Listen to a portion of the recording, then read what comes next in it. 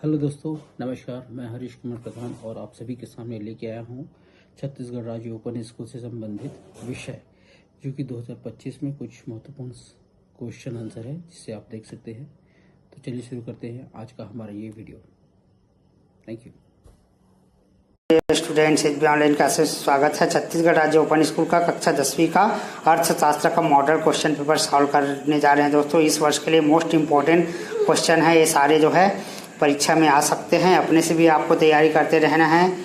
और ये मॉडल प्रश्न पेपर में बहुत सारे प्रश्न आए भी हैं। बहुत सारे स्टूडेंट ने कमेंट भी किए थे। कई पेपर नहीं भी आ रहे हैं, है ना।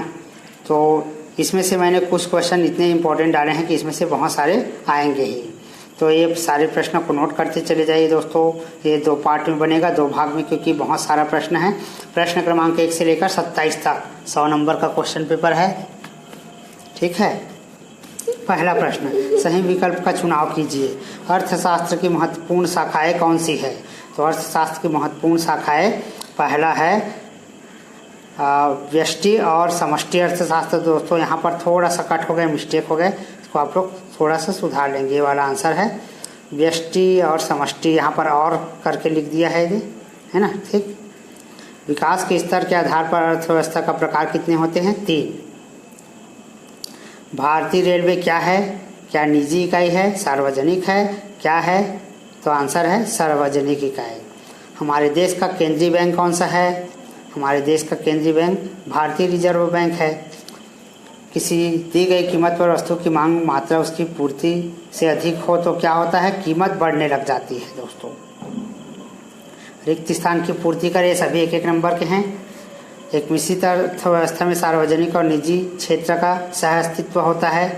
एक छात्र का किसी विद्यालय में पढ़ना उपभोग कहलाता है। क्रेता की आय में कमी हो जाती है तो निकट वस्तुओं की मांग में क्या हो जाती है? वृद्धि हो जाती है।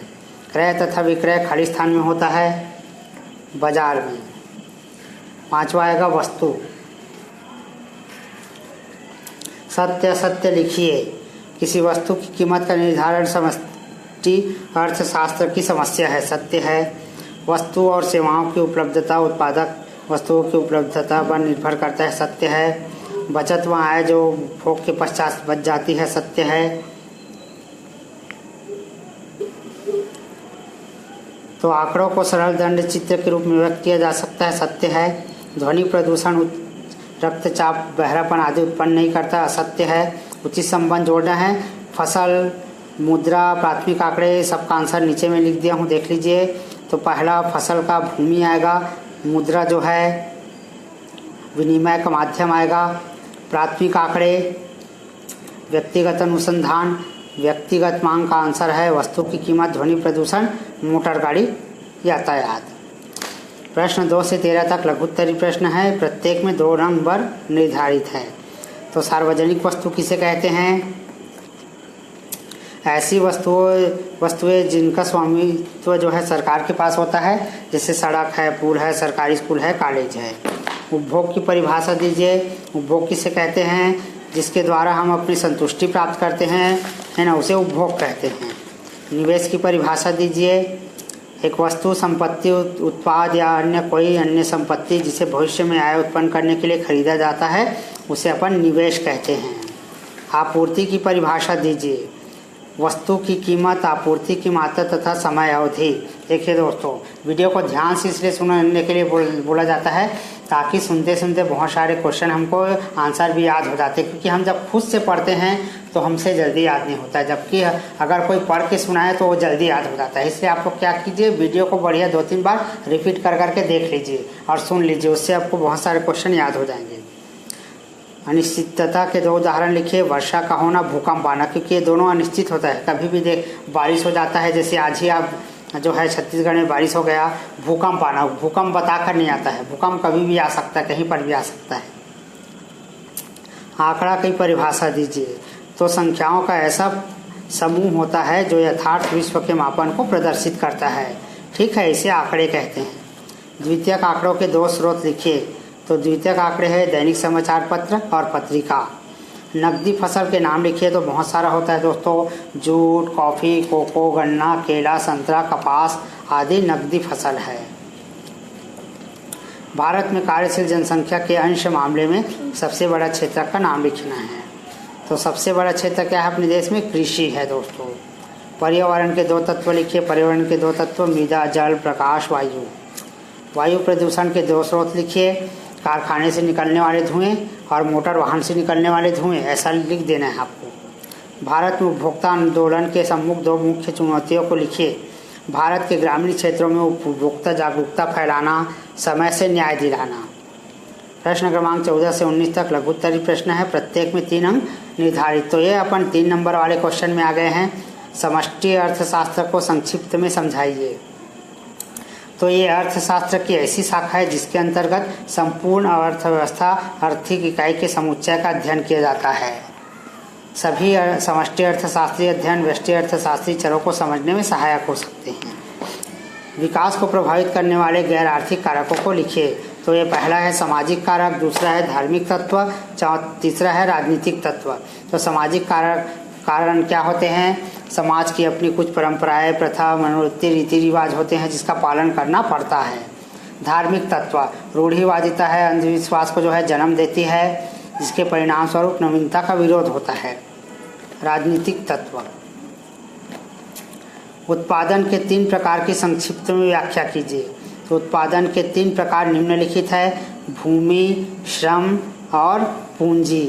तो ये है पृथ्वी के संपूर्ण आंतरिक एवं बाहरी भूभाग में उपस्थित सभी वस्तुएं उत्पादन योग्य होती है।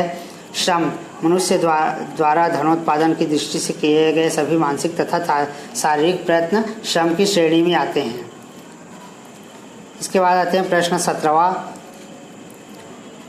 यदि किसी वस्तु की 48 इकाइयाँ उत्पादन किया जाता है तथा कुल स्थिर लागत 180 रुपये और कुल परिवर्ती लागत 300 रुपये है, तो उत्पादन की औसत लागत कितनी होगी? ये गणित का सवाल है दोस्तों, इसको भी सॉल्व कर लेना है। तो इसका फार्मूला को आपको थोड़ा रखना पड़ेगा। TC = TFC + TVC = ये दोनों को जोड़ देंगे 180 + 300, तो टोटल हो जाएगा 480 रुपये। 480 को 48 से भाग करना है, भाग करने पर 10 रुपये प्रति इकाई आएगा। ठीक है। धातु मुद्रा एवं पत्र मुद्रा में 3 अंतर लिखिए। तो धातु मुद्रा और पत्र मुद्रा में निम्नलिखित अंतर है। धातु मुद्राएं प्रायः सरकार द्वारा जारी किया जाता है, जबकि पत्र मुद्रा केंद्रीय बैंक के द्वारा। धातु मुद्रा प्रणाली में बेलोचता होती है, जबकि पत्र मुद्रा प्रणाली में लोचता होती है। धातु मुद्रा अत्यंत महंगी प्रणाली है, जबकि पत्र मुद्रा सस्ती प्रणाली है। मुद्रा यानी कि नोट, पैसा जो करेंसी होता है, सिक्का होता है, उसी को मुद्रा कहते हैं दोस्तों। तो सिक्के को बनाने में बहुत खर्च आ जाता है, जबकि कागज़ का जो नोट बनता है उसमें कम खर्च आता है।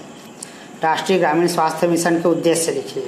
तो राष्ट्रीय ग्रामीण स्वास्थ्य मिशन के निम्नलिखित उद्देश्य है: स्वास्थ्य और परिवार कल्याण कार्यक्रमों को शक्तिशाली बनाना, बीमारियां जैसे मलेरिया, कालाजार, अंधापन आदि को दूर करना। प्रश्न 20 से 23 तक लघु उत्तरीय प्रश्न है, प्रत्येक पर 4 अंक बांटा गया है। तो प्रश्न 20, आवश्यकताओं का उदय तथा प्रसार किस प्रकार होता है, व्याख्या कीजिए।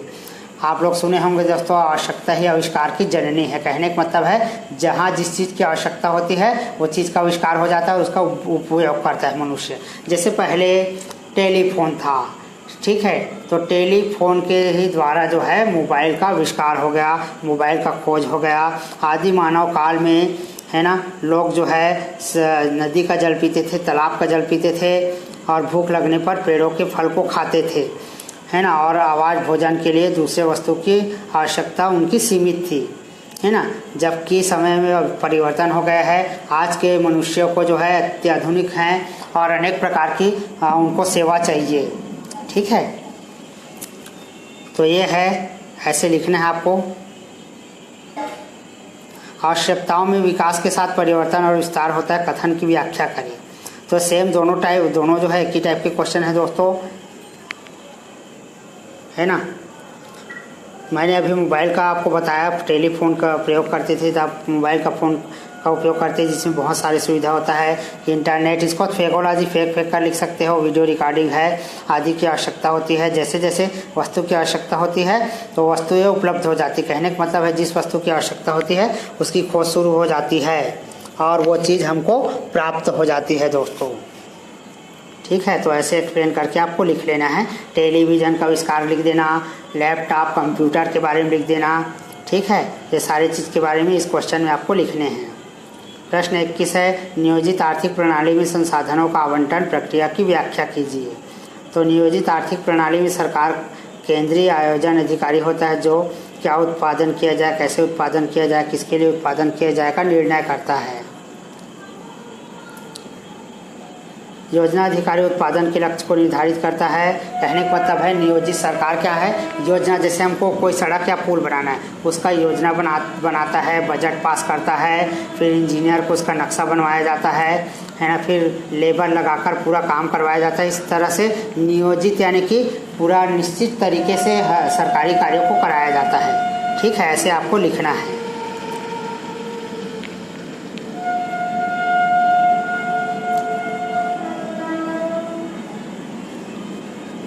इसको नोट कर लीजिए दोस्तों, एक्सप्लेन करने की आवश्यकता नहीं है, मैंने एक्सप्लेन पहले ही कर दिया है। इसके बाद अथवा मिश्रित अर्थव्यवस्था में संसाधनों का आवंटन की प्रक्रिया की व्याख्या कीजिए। तो इसको नोट कर लीजिए क्योंकि उसमें मैंने समझा दिया एक ठो।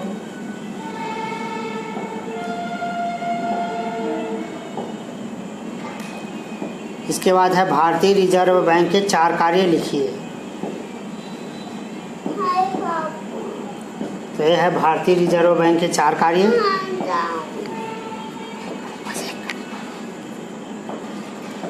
भारतीय रिजर्व बैंक केंद्रीय बैंक को कहते हैं, बैंकों का बैंक है ये, सरकार का यहाँ पर बैंकर बेटा बैंकर हो गया है दोस्तों। इसको थोड़ा सा आप लोग सुधार लेना, थोड़ा प्रिंटिंग मिस्टेक हो गया है, ये बेटा नहीं है, सरकार का बैंकर है। ठीक है, सरकार का बैंकर हेडिंग देना है।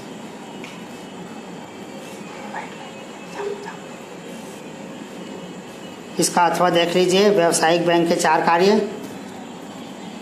व्यावसायिक बैंक के 4 कार्य निम्नलिखित है। जमा स्वीकार करना, ऋण देना, एजेंसी का कार्य। इसमें एक्सप्लेन कर दिया हूँ, आप लोग पढ़ लीजिएगा दोस्तों और अच्छे से याद कर लीजिएगा।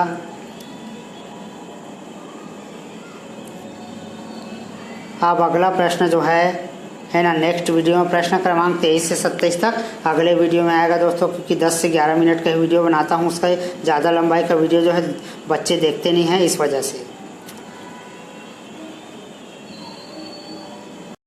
स्टूडेंट्स, एसबी ऑनलाइन क्लासेस से स्वागत है। छत्तीसगढ़ राज्य ओपन कक्षा 10वीं का अर्थशास्त्र करने जा रहे हैं दोस्तों। ये वीडियो का सेकेंड पार्ट है। इसके पहले मैंने फर्स्ट पार्ट जो है प्रश्न क्रमांक 1 से लेकर 22 तक का सॉल्व किया था।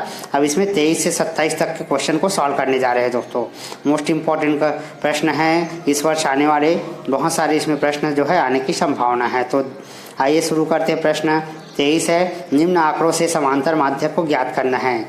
ठीक है, तो समांतर माध्य कैसे ज्ञात करते हैं, दोनों को अपन मल्टीप्लाई करते जाएंगे। जैसे 0 3 का मल्टीप्लाई 0 होगा, 1 और 7 का मल्टीप्लाई यानी गुणा करना, 7 एकम 7, 8 दूनी 16। ये देखिए यहाँ पर ये दोनों का मल्टीप्लाई सीधे सीधे करते जाना है। 2 का 8 से गुणा करेंगे, 3 का 5 से करेंगे, 4 का 3 से, 5 का 4 से, सबको दोनों को जोड़ देंगे। ये वाले को जोड़ेंगे 30 आएगा, ये सभी को जोड़ेंगे 73 आएगा।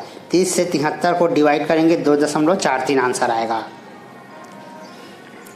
तो अगर कोई भी प्रश्न आता है तो ऐसे ही आपको सॉल्व कर लेना है। अथवा में यानी कि अगर इसको नहीं बनाते तो इसको भी, ये भी आ सकता है। यदि काल्पनिक माध्य से लिए गए 10 समूह के विचलनों का योग 50 है और काल्पनिक माध्य 20 है तो वास्तविक समांतर माध्य को ज्ञात करना है। तो ये फार्मूला है, इसको थोड़ा सा याद करना पड़ेगा आपको, है ना। ये फार्मूला को याद कर लेंगे, x = a + सिग्मा dx बटा n, 20 + 50/10 कर देंगे, है ना। उसके बाद 20 और 5 25 हो जाता है, तो फाइनल आंसर यहाँ पर 25 आएगा। नेक्स्ट जो है प्रश्न क्रमांक 24 और 25 है दोस्तों, इसको सॉल्व करने जा रहे हैं। 24 है, बाजार मांग को प्रभावित करने वाले 5 कारक को लिखिए। तो बाजार मांग को प्रभावित करने वाले कारक निम्नलिखित है। पहला है तो वस्तु की कीमत। अब बाजार मांग क्या होता है, बाजार में जिस चीज़ की डिमांड होती है, मांग यानी कि डिमांड, है ना, तो उसको कौन कौन चीज़ प्रभावित करता है ये लिखना है। तो वस्तु की अपनी कीमत, तो वस्तु की कीमत उपभोक्ता द्वारा उसकी मांग की गई मात्रा पर गहरा प्रभाव पड़ता है ना। यदि कीमत अधिक है तो मांग में कमी हो जाती है। यदि कोई भी वस्तु का रेट ज़्यादा होता है तो हम हिचकिचाते हैं उसको खरीदने के लिए, है ना। उपभोक्ता की आय का आकार, अब उपभोक्ता का आय यानी कि जो हम ग्राहक हैं, है ना, हमारा आय पर भी डिपेंड करता है। यदि हमारा आय कम है तो हम वस्तु की जो मांग है वो कम हो जाती है, हम उस वस्तु को नहीं खरीद पाते हैं। ठीक। अन्य वस्तुओं की कीमत, मांग की मात्रा पर अन्य वस्तुओं की कीमत पर भी गहरा प्रभाव पड़ता है। उपभोक्ता की अभिरुचियाँ, उपभोक्ता की रुचि यानी कि कई कई चीज़ें हम मार्केट में हम पसंद नहीं करते हैं, जिसकी वजह से उस वस्तु की मांग में कमी हो जाती है। क्रेताओं की संख्या, जहाँ पर क्रेता की संख्या कम होती है वहाँ पर मांग भी कम हो जाती है, परंतु जहाँ की क्रेता की संख्या अधिक होती है वहाँ मांग में वृद्धि हो जाती है। कीमत का अर्थ और कीमत का निर्धारण की व्याख्या कीजिए। तो मुद्रा की वह मात्रा जो क्रेता वस्तु या सेवा की इकाई के बदले में विक्रेता को प्रदान करता है उसे अपन कीमत कहते हैं। ठीक है। यदि किसी वस्तु को की ऊंची कीमत निश्चित करता है तो वस्तु की आपूर्ति की मांग उसकी मात्रा से अधिक हो जाती है। यदि वस्तु भी नीची कीमत सुनिश्चित करता है तो वस्तु की मांग की मात्रा उसके आपूर्ति की मात्रा से अधिक हो जाती है।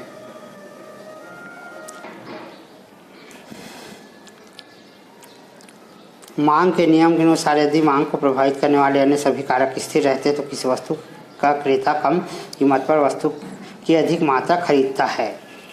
ठीक है। यानी कि कीमत का निर्धारण कैसे होता है, जितनी वस्तुओं के दाम कम होते हैं, है ना, उन वस्तुओं की मांग अधिक होती है और लोग अधिक से अधिक खरीदते हैं, यही इसमें समझाना चाह रहा है। ठीक है। और कीमत कम होने पर क्रेता क्या होता है, अपने उद्देश्य की प्राप्ति करने के लिए वो संतुष्ट होना चाहता है कि मुझे इतने कीमत पे ही खरीदना है। ठीक है। तो यही है मांग का निर्धारण। यूएसए की अर्थव्यवस्था का संक्षिप्त लेखा जोखा की व्याख्या कीजिए।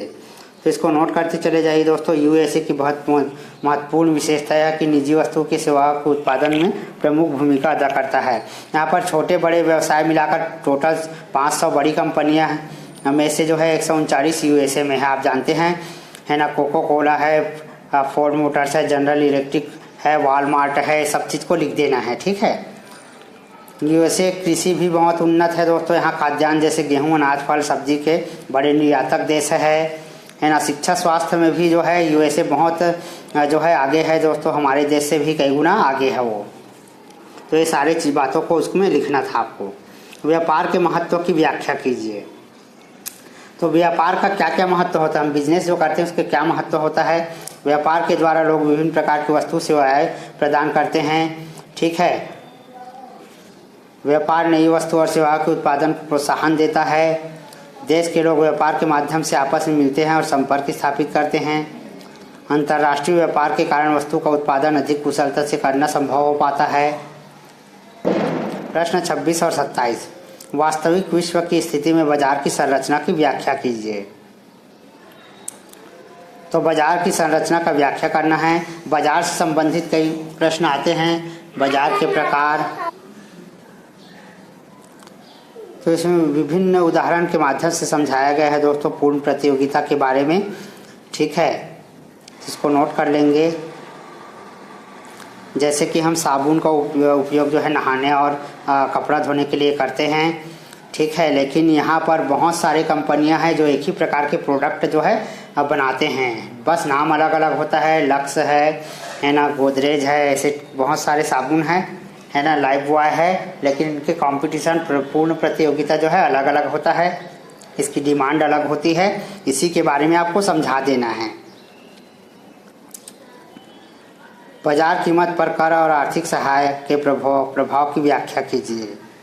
तो इसको भी नोट कर लेंगे दोस्तों, ये अथवा है इसका।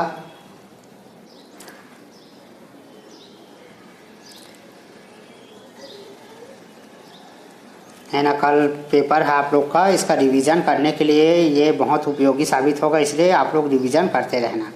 अकाल और भोजन की कमी से देश पर पड़ने वाले प्रभाव को लिखिए। तो अकाल और भोजन की कमी से देश पर पड़ने वाले प्रभाव निम्नलिखित है।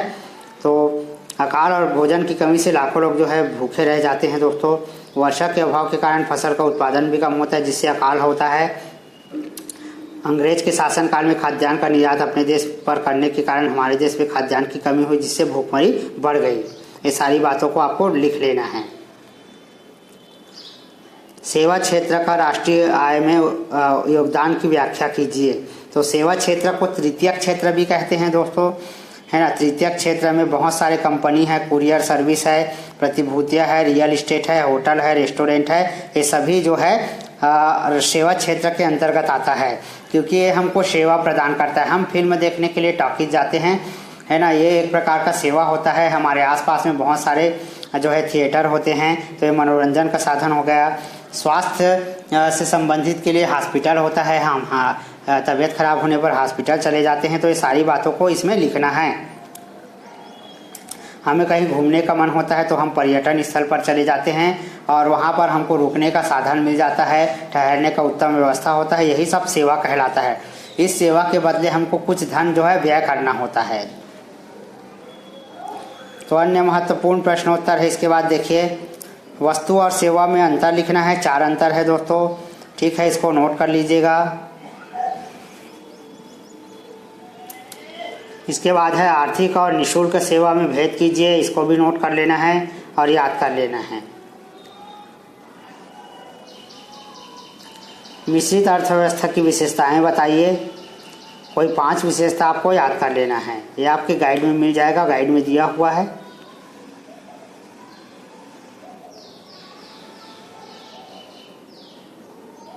इसके बाद पूंजीवादी अर्थव्यवस्था और मिश्रित अर्थव्यवस्था में 5 अंतर, इसको भी नोट कर लेंगे।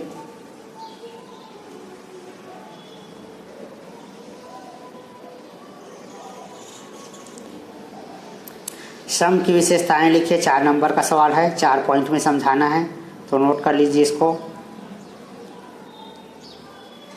श्रम गतिशील है, श्रम को श्रमिक से पृथक नहीं किया जा सकता, श्रम की कार्य कुशलता में वृद्धि की जा सकती है। चौथा है श्रम की योग्यता व रुचि का महत्व। उसके बाद पूंजी की विशेषताएं लिखिए। प्रश्न, अगला प्रश्न, तो पूंजी की विशेषताएं इस प्रकार है। पूंजी का निर्माण मनुष्य के द्वारा होता है। सेकेंड है पूंजी उत्पादन का अनिवार्य साधन नहीं है। तीसरा है पूंजी उत्पादन का निष्क्रिय साधन है। चौथा है पूंजी की पूर्ति में परिवर्तन आसानी से किया जा सकता है। उत्पाद फलन को परिभाषित कीजिए। प्रश्न गहन तकनीकी को परिभाषित कीजिए। स्थिर लागत से क्या अभिप्राय है?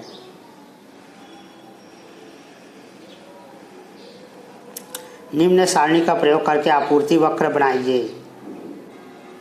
तो यह आपूर्ति वक्र बना लेना है, स्क्रीनशॉट कर लीजिए प्रश्न का, ताकि आप इसको घर पे सॉल्व कर सकें।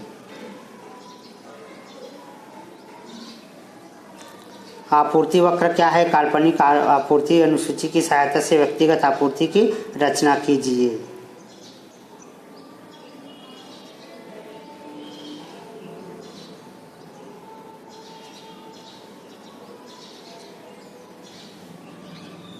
इस प्रकार सारे प्रश्न उत्तर आपके कंप्लीट हो जाते हैं दोस्तों, है ना। इसके बाद इंग्लिश मीडियम में भी आपको मिल जाएगा आज ही।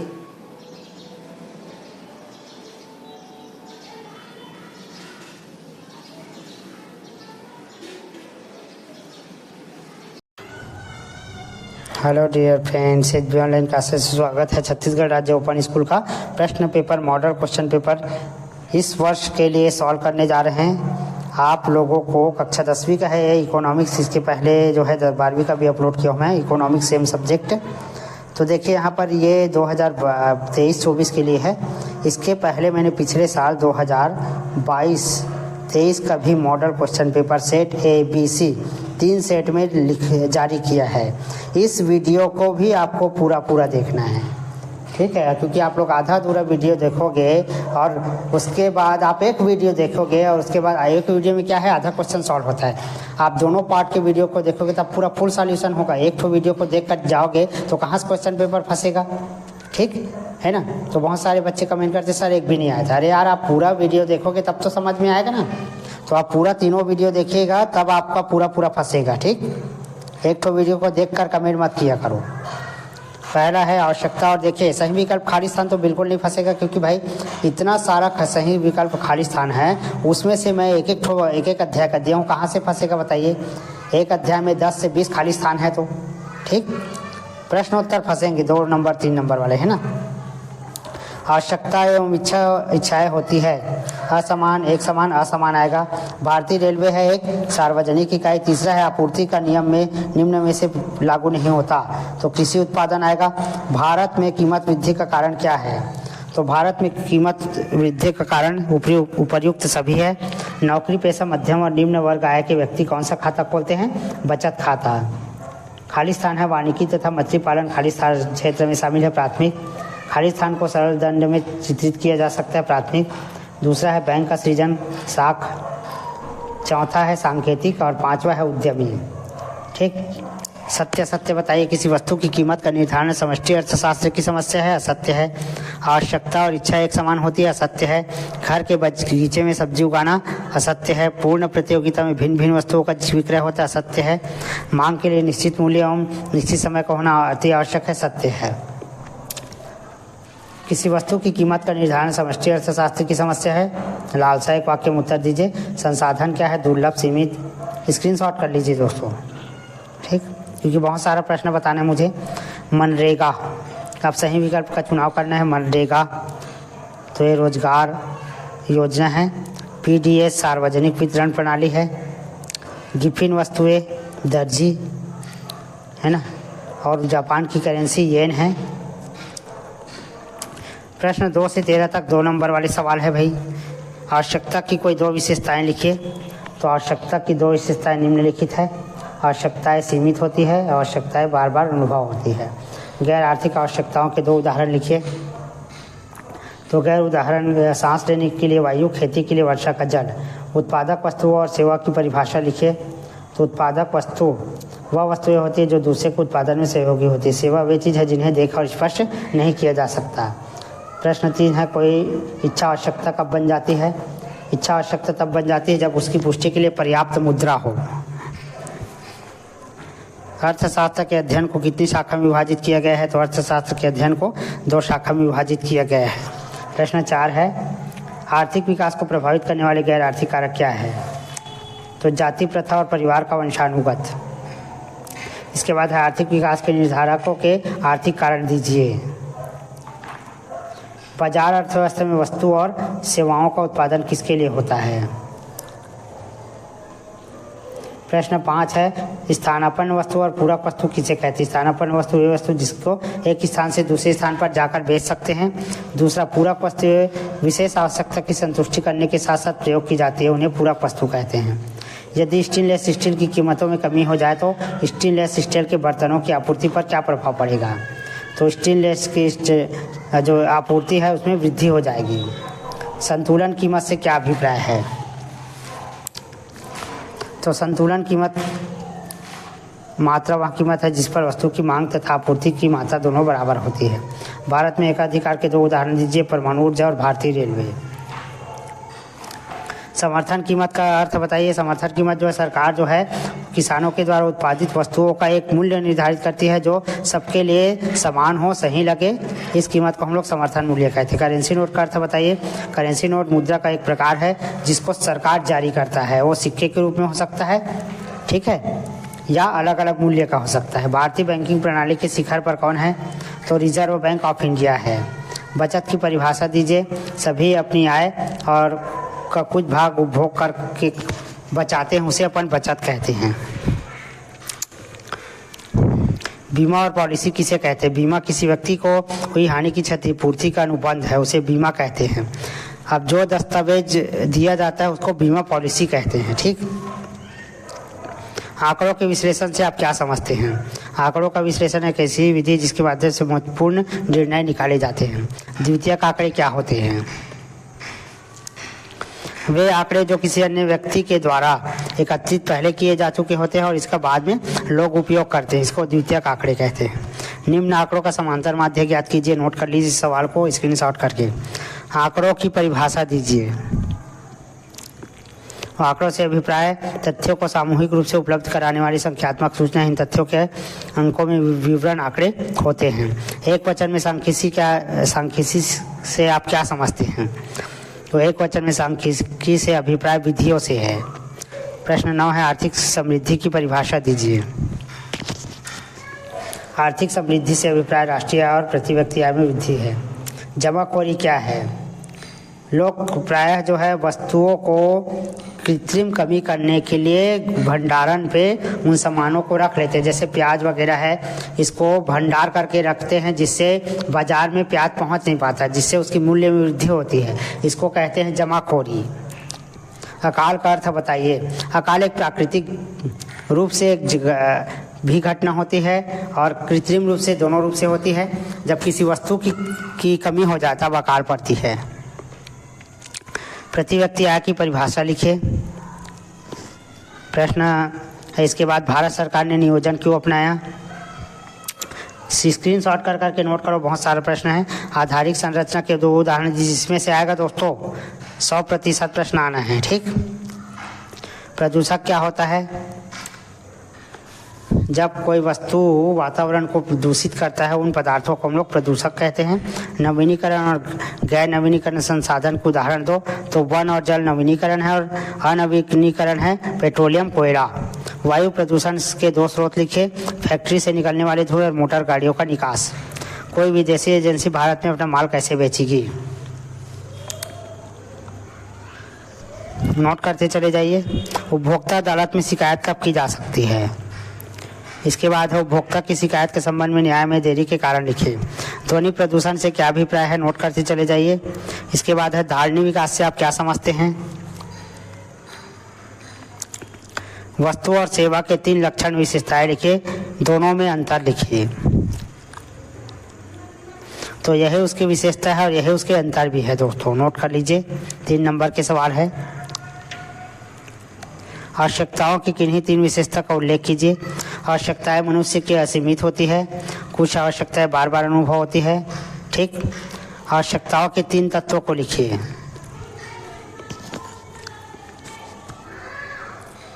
प्रश्न 15 है, अर्थव्यवस्था की 3 केंद्रीय समस्याओं का उल्लेख कीजिए। क्या उत्पादन किया जाए, कैसे उत्पादन किया जाए और किसके लिए उत्पादन किया जाए।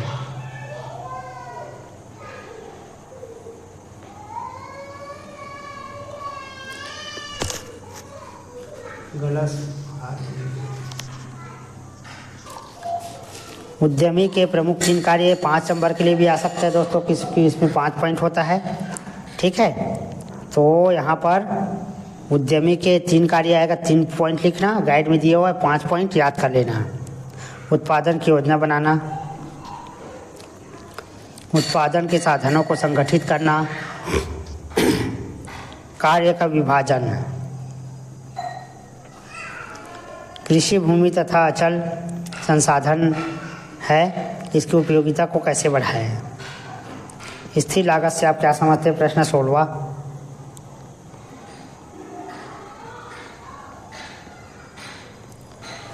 इसका अथवा है सीमांत लागत को उदाहरण सहित स्पष्ट कीजिए।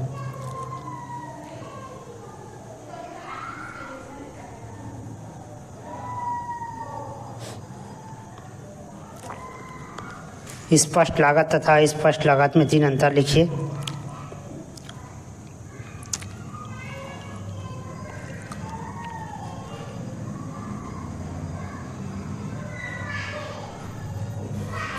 प्रश्न 17, बैंक के 3 कार्य लिखिए। बैंक के 3 कार्य निम्नलिखित है। बैंक जनता से मुद्रा के रूप में जमा स्वीकार करती है। बैंक उन लोगों को ऋण देता है जो ऋण लेना चाहते हैं। ठीक है, और लॉकर सुविधा उपलब्ध दिया जाता है।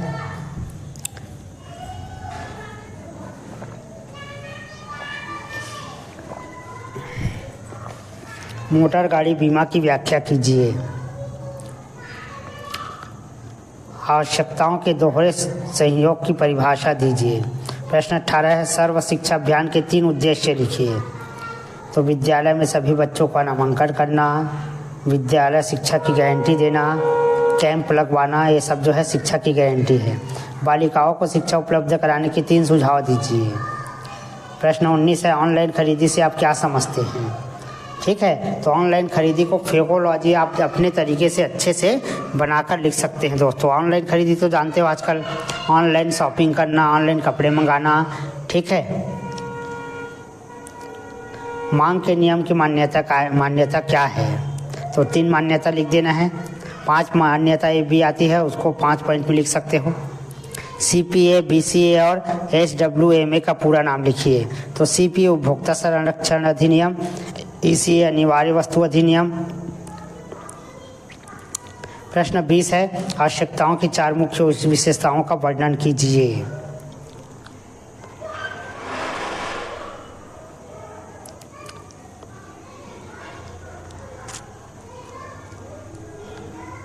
तो नोट कर लीजिए दोस्तों। इसके बाद नेक्स्ट पार्ट में हम लोग प्रश्न 20 के अथवा से नेक्स्ट पार्ट से वीडियो को आगे बढ़ाएंगे। धन्यवाद।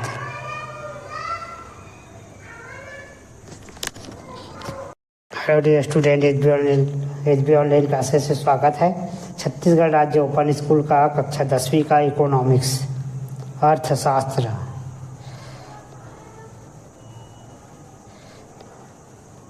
सेकेंड पार्ट वीडियो है।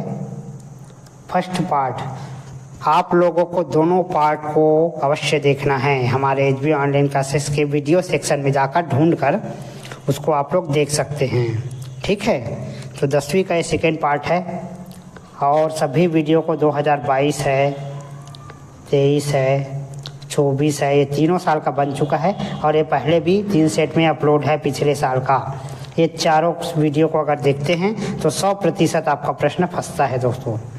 ठीक, तो प्रश्न में आए थे आर्थिक और निःशुल्क वस्तुओं में भेद कीजिए। तो आर्थिक वस्तुएं मानव निर्मित होती है जबकि निःशुल्क वस्तुएं प्रकृति के द्वारा दी जाती है। आवश्यकताओं के वर्गीकरण को प्रभावित करने वाले प्रमुख तत्वों को समझाइए। तो आय है, समय है, व्यवसाय है, सामाजिक स्तर, प्रतिष्ठा, ये 4 कारण हैं, है ना। आवश्यकताओं के वर्गीकरण को प्रभावित करने वाले प्रमुख तत्वों का वर्णन करना है। प्रश्न को 4 से 5 बार जरूर पढ़ना, ठीक, तब याद होगा। किस विकास को प्रभावित करने वाले गैर आर्थिक कारकों को लिखिए। तो विकास को प्रभावित करने वाले गैर आर्थिक कारक, पहला सामाजिक कारक। पॉइंट को अच्छे से रट्टा मार के जाना है, समझ कर जाना है ताकि आप अच्छे से लिख सकें। और दूसरी बात, प्रश्न को जरूर याद करना है। विकास को प्रभावित करने वाले गैर आर्थिक कारक, ऐसा प्रश्न याद रहेगा तभी आप उसका उत्तर लिख पाओगे। क्वेश्चन आंसर याद करने से थोड़ी कुछ होता है। धार्मिक तत्व है, राजनीतिक तत्व है, अंतर्राष्ट्रीय तत्व है। ठीक है, तो ये प्रमुख जो पॉइंट होते हैं इसको आपको थोड़ा सा रटना पड़ेगा, है ना। अंतर्राष्ट्रीय तत्व है, राजनीतिक तत्व है, धार्मिक तत्व है। अब इसके बाद लिखना है धार्मिक रूढ़िवादिता अंधविश्वास को जन्म देती है, इसके परिणाम स्वरूप नवीनता का विरोध होता है, ऐसा। इसके बाद है उत्पादन के 4 साधनों को संक्षेप में समझाइए। तो उत्पादन यानी प्रोडक्शन, हमको कोई भी चीज़ बनाना है, जैसे हमको साबुन बनाना है तो उसके लिए हम लोगों को श्रम, पूंजी, प्रबंध और साहस, से 4 चीज़ों की आवश्यकता होती है। श्रम यानी धन की ज़रूरत होगी, पूंजी श्रम यानी मेहनत की, और पूंजी यानी कि पैसों की, प्रबंध यानी कि उसका प्रबंधन, मैनेजमेंट, साहस यानी पैसा लगाने वाला साहसी होना चाहिए। ठीक है, क्योंकि साहसी व्यक्ति ही कोई उद्योग धंधा चला सकता है ना। प्रश्न 22 है, साख क्या है, बैंक साख का सीजन कैसे होता है। थोड़ा छोटा हो गया, बड़ा कर देता हूँ। तो साख को भुगतान प्राप्त करने के दावे के रूप में परिभाषित किया गया। साख का सीजन ऋण देना और ऋण लेने के कार्य को पूरा करना होता है। तो जब कोई बैंक जो है साख का निर्माण इसलिए करती है ताकि अधिक से अधिक जो है लोग उनके साथ जुड़े, अपना पैसा जमा करे और लोगों को लोन दिया जा सके। इसलिए जो है बैंक क्या करता है, अधिक से अधिक अपना शाखा का सृजन करता है, यानी शाखा का निर्माण। जैसे स्टेट बैंक ऑफ इंडिया है, भारतीय बैंक ऑफ बड़ौदा है, HDFC बैंक है, ये सारे बैंक अलग अलग शहरों में, अलग अलग सिटियों में कई ठो बैंक, ये पंजाब नेशनल बैंक है, ऐसे खोला जाता है। देखे हो आप लोग, अलग अलग गाँव में, अलग अलग शहरों में। तो अपने बैंक जो है विभिन्न गाँव में जाकर उसका सृजन करता है। बीमे की प्रमुख समस्याओं को लिखिए। तो बीमे की प्रमुख समस्या है, हानि ऐसी होनी चाहिए जिसका पूर्वानुमान संभव हो। बीमा कंपनी ऐसी जोखिम का बीमा नहीं करती जिसमें हानि का आकलन संभव नहीं होता। ठीक है, तो केंद्रीय बैंक और व्यापारिक बैंक पे प्रमुख अंतर लिखना है। केंद्रीय बैंक और व्यापारिक बैंक में प्रमुख अंतर निम्नलिखित है। आप स्क्रीनशॉट करके नोट कर लीजिए दोस्तों। 4 नंबर का सवाल है, केंद्रीय बैंक और व्यापारिक बैंक में प्रमुख अंतर। रिजर्व बैंक ऑफ इंडिया के कोई भी 4 कार्य को लिखिए। तो रिजर्व बैंक ऑफ इंडिया के कार्य है, बैंकों का बैंक कहते हैं, सरकार का बैंक है, नोट निर्गमन का अधिकार होता है, विदेशी मुद्रा का संरक्षक होता है। रिजर्व बैंक जो है सभी बैंकों का बैंक होता है, ठीक है, इसके द्वारा ही सभी बैंक संचालित होते हैं। ये सरकार का बैंक होता है, ठीक। ये जो है नोट, करेंसी नोट जारी करता है। निम्न आंकड़ों की सहायता से समांतर माध्य ज्ञात कीजिए। तो इस सवाल को आप लोग स्क्रीनशॉट कर लीजिए और कॉपी पेन में नोट करके इसको बना लीजिएगा, ठीक। तो इसका आंसर जो है 3.29 आएगा। प्राथमिक समंक और द्वितीयक समंक पे अंतर लिखिए। तो यहाँ पर एक गाइड से है आंसर, प्राथमिक समंक और द्वितीयक आंकड़े, प्राथमिक आंकड़े और द्वितीयक आंकड़े में अंतर लिखना है।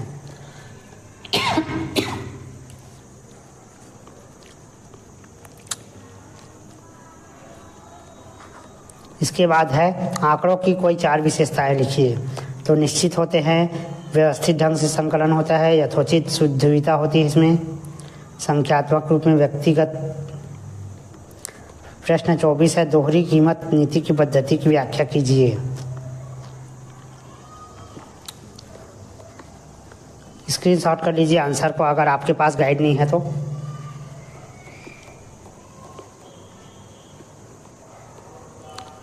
इसके बाद है, किसी वस्तु की व्यक्तिगत आपूर्ति को प्रभावित करने वाले कारकों की व्याख्या कीजिए, कोई 5।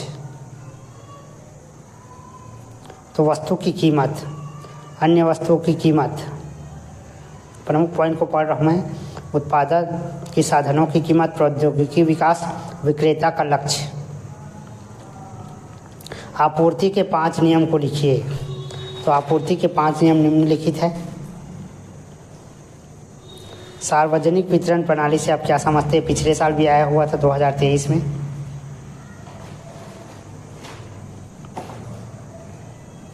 तो सरकार जो है अनाज, फल, दाल, चावल इत्यादि को कम कीमतों में आपको उपलब्ध कराती है, जिसे हम लोग सार्वजनिक वितरण प्रणाली कहते हैं। अब सामान्य भाषा में राशन की दुकान है ना, या उचित मूल्य की दुकान जो गांव-गांव शहर में खुला हुआ है, वही सार्वजनिक। हाँ, इसके बाद देखो, आप समझ गए होंगे आप लोग। तो वितरण प्रणाली के 3 तत्व होते हैं, आर्थिक सहायता, निश्चित मात्रा, उचित दर की दुकानें, ठीक है। इसको आप लोग लिख सकते हो अपने मन से, है ना। स्वर्ण जयंती शहरी और रोजगार योजना की व्याख्या कीजिए।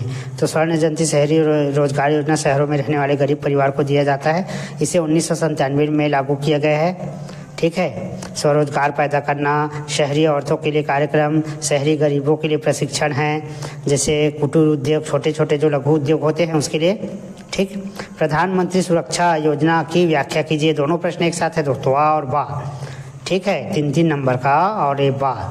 प्रधानमंत्री स्वास्थ्य सुरक्षा योजना की व्याख्या करना है। इसके बाद है भारतीय अर्थव्यवस्था की विशेषताओं का वर्णन कीजिए। तो कृषि प्रधान है देश है अपना, नियोजित विकास है। स्क्रीनशॉट करते जाइए ना प्रश्नों को, क्योंकि मैं जल्दी जल्दी आगे बढ़ूंगा। द्वितीयक क्षेत्र की भूमिका तथा महत्व को व्याख्या कीजिए।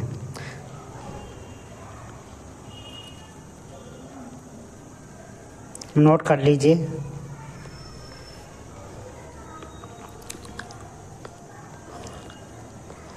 निर्धनता उन्मूलन योजना क्या है, किसी एक की व्याख्या कीजिए।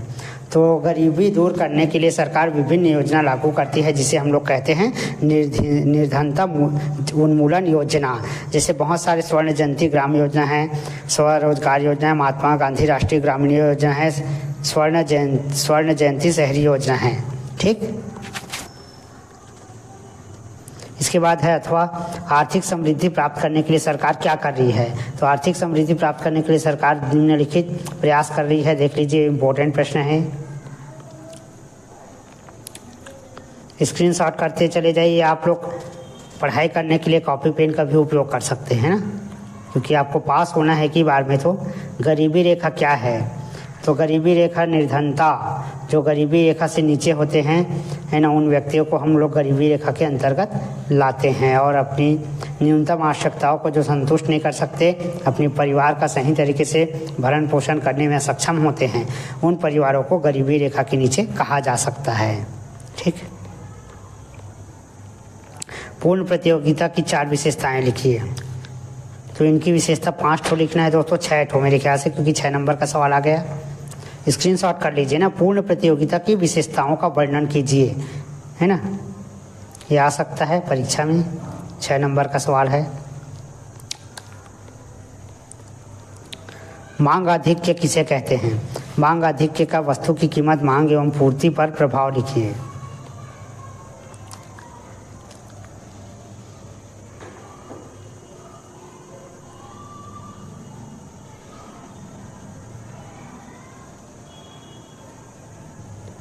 व्यक्तिगत मांग के निर्धारक तत्वों को समझाइए।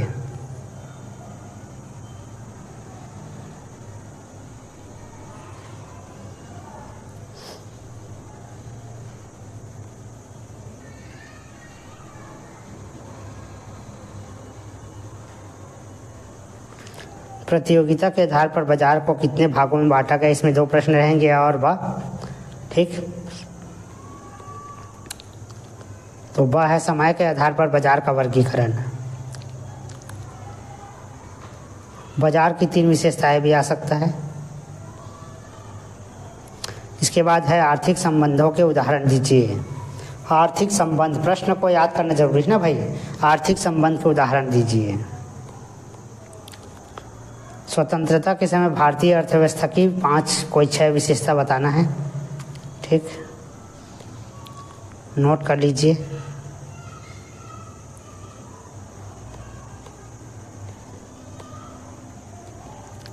अंग्रेजी शासनकाल में पड़े अकालों का एक संक्षिप्त विवरण दीजिए। इन अकालों के पड़ने के क्या कारण थे?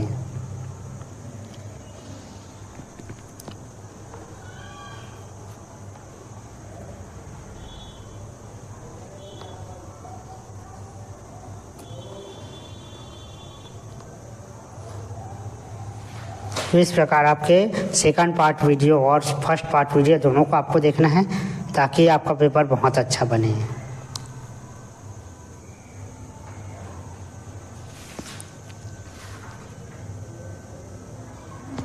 तो छत्तीसगढ़ राज्य ओपन स्कूल मॉडल प्रश्न पेपर सेट 2 मुख्य परीक्षा नवंबर 2024, अभी जो परीक्षा नवंबर में होने वाला है, साथ ही आप लोग का मार्च और अप्रैल में भी परीक्षा होगा। तो दोनों के लिए मोस्ट इम्पोर्टेंट विषय है कक्षा 10वीं का अर्थशास्त्र, इकोनॉमिक्स से बोलते हैं इसको, ठीक है। तो आइए शुरू करते हैं वीडियो।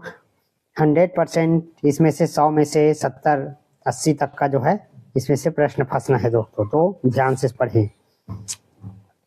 इनमें से किस किस को वस्तु कहा जाता है? कार, मोबाइल फोन, यात्रियों का परिवहन, जूते ठीक करना, तो कार को कहेंगे, ठीक। आंसर रेड कलर में लिखा हुआ है। निम्नलिखित में से कौन सी भूमि की आवश्यकता नहीं है? गतिशील, प्रकृति का उपहार, मात्रा में सीमित, अविनाशी। तो गतिशील पहला ऑप्शन सही है। तीसरा है मांग की परिभाषा का एक घटक है वस्तु, कीमत, समय अवधि, तो समय अवधि आएगा। यदि किसी दी गई कीमत पर वस्तु की आपूर्ति की मात्रा उसकी मांग की मात्रा से अधिक है तो कीमत घटने लगेगा। ऑप्शन ए भारतीय करेंसी कहलाती है, तो भारतीय करेंसी रुपया कहलाता है। रिक्त स्थान की पूर्ति करे, लाउड स्पीकर को तेज बजने से खाली स्थान होता है। ध्वनि प्रदूषण, 15 मार्च को खाली स्थान दिवस घोषित किया गया था, तो उपभोक्ता अधिकार दिवस आएगा। खाली स्थान वह मूल्य है जो आंकड़ों के समूह का प्रतिनिधित्व करता है। औसत, बीमा को बेचने वाला बीमाकर्ता कहलाता है। किसी वस्तु की आपूर्ति से वृद्धि होती है। कथन सत्य है कि असत्य, उसको बताना है। पहला, मुद्रास्फीति का अध्ययन व्यष्टि अर्थशास्त्र के अंतर्गत जाता है, असत्य है। भोजन और आवास, वस्त्र आवश्यकता है, नहीं, असत्य है। वस्तु और सेवाओं को भोग मानवीय आवश्यकता की दृष्टि में सहायक है, सत्य है। वस्तु की कीमत मांग को प्रभावित नहीं करती है, सत्य है। पूर्ण प्रतियोगिता में केवल एक विक्रेता होता है, सत्य है। एक वाक्य में उत्तर देना है। सार्वभौमिक स्वास्थ्य बीमा योजना 17 नवंबर 2023 को स्टार्ट हुआ था। सिक्के कौन जारी करता है? तो भारत सरकार आएगा। स्थानीय बाजार में प्राप्त होने वाले 2 पदार्थों के नाम लिखे, दूध और फल। उत्पादन निकाय की व्यवस्थापक को क्या कहते हैं? उद्यमी। इसी प्रकार है, फिर से सही विकल्प चुनकर। आवश्यकताएं में इच्छाएं होती है असमान। भारतीय रेलवे क्या है? तो भारतीय रेलवे एक सार्वजनिक इकाई है। तीसरा है, आपूर्ति नियम में किस पर लागू नहीं होता? तो यहाँ पर कृषि उत्पादन सा। भारत में कीमत वृद्धि का कारण क्या है? तो उपरोक्त सभी आएगा। नौकरी पेशा मध्यम और निम्न आय वर्ग के व्यक्ति कौन सा खाता खोलते हैं? तो बचत खाता।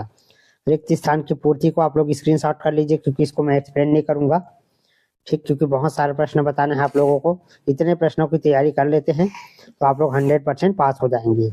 इसको स्क्रीनशॉट कर लीजिए दोस्तों। बताए गए कथन सत्य असत्य, इसको भी स्क्रीनशॉट कर लीजिए, क्योंकि इसको मैं पढ़ूंगा नहीं, आप लोग को खुद ही तैयारी करना है। एक वाक्य में उत्तर दीजिए को भी आप लोग स्क्रीनशॉट कर लीजिए। स्क्रीन को रोक कर रखा गया है। इसके बाद आते हैं 2 नंबर वाले क्वेश्चन। ये उचित संबंध भी दे दिया हूँ, देख लीजिए। उचित संबंध जो है ये फंसता नहीं है दोस्तों, क्योंकि इसमें बहुत सारा उचित संबंध रहता है ना। तो आप लोग स्क्रीनशॉट कर लीजिए और गाइड से जरूर पढ़िएगा, ठीक। प्रश्न 2, सभी आवश्यकताओं की दृष्टि क्यों संभव नहीं है? तो साधन एवं धन की दुर्बलता के कारण सभी वस्तुओं की दृष्टि संभव नहीं है। अथवा अर्थशास्त्र कल्याण के विज्ञान के रूप में कल्याण किस पहलू की बात करता है? तो अर्थशास्त्र कल्याण के विज्ञान के रूप में कल्याण के परिणात्मक पहलू की बात करता है। हमें अपनी आवश्यकताओं को सीमित क्यों रखना चाहिए?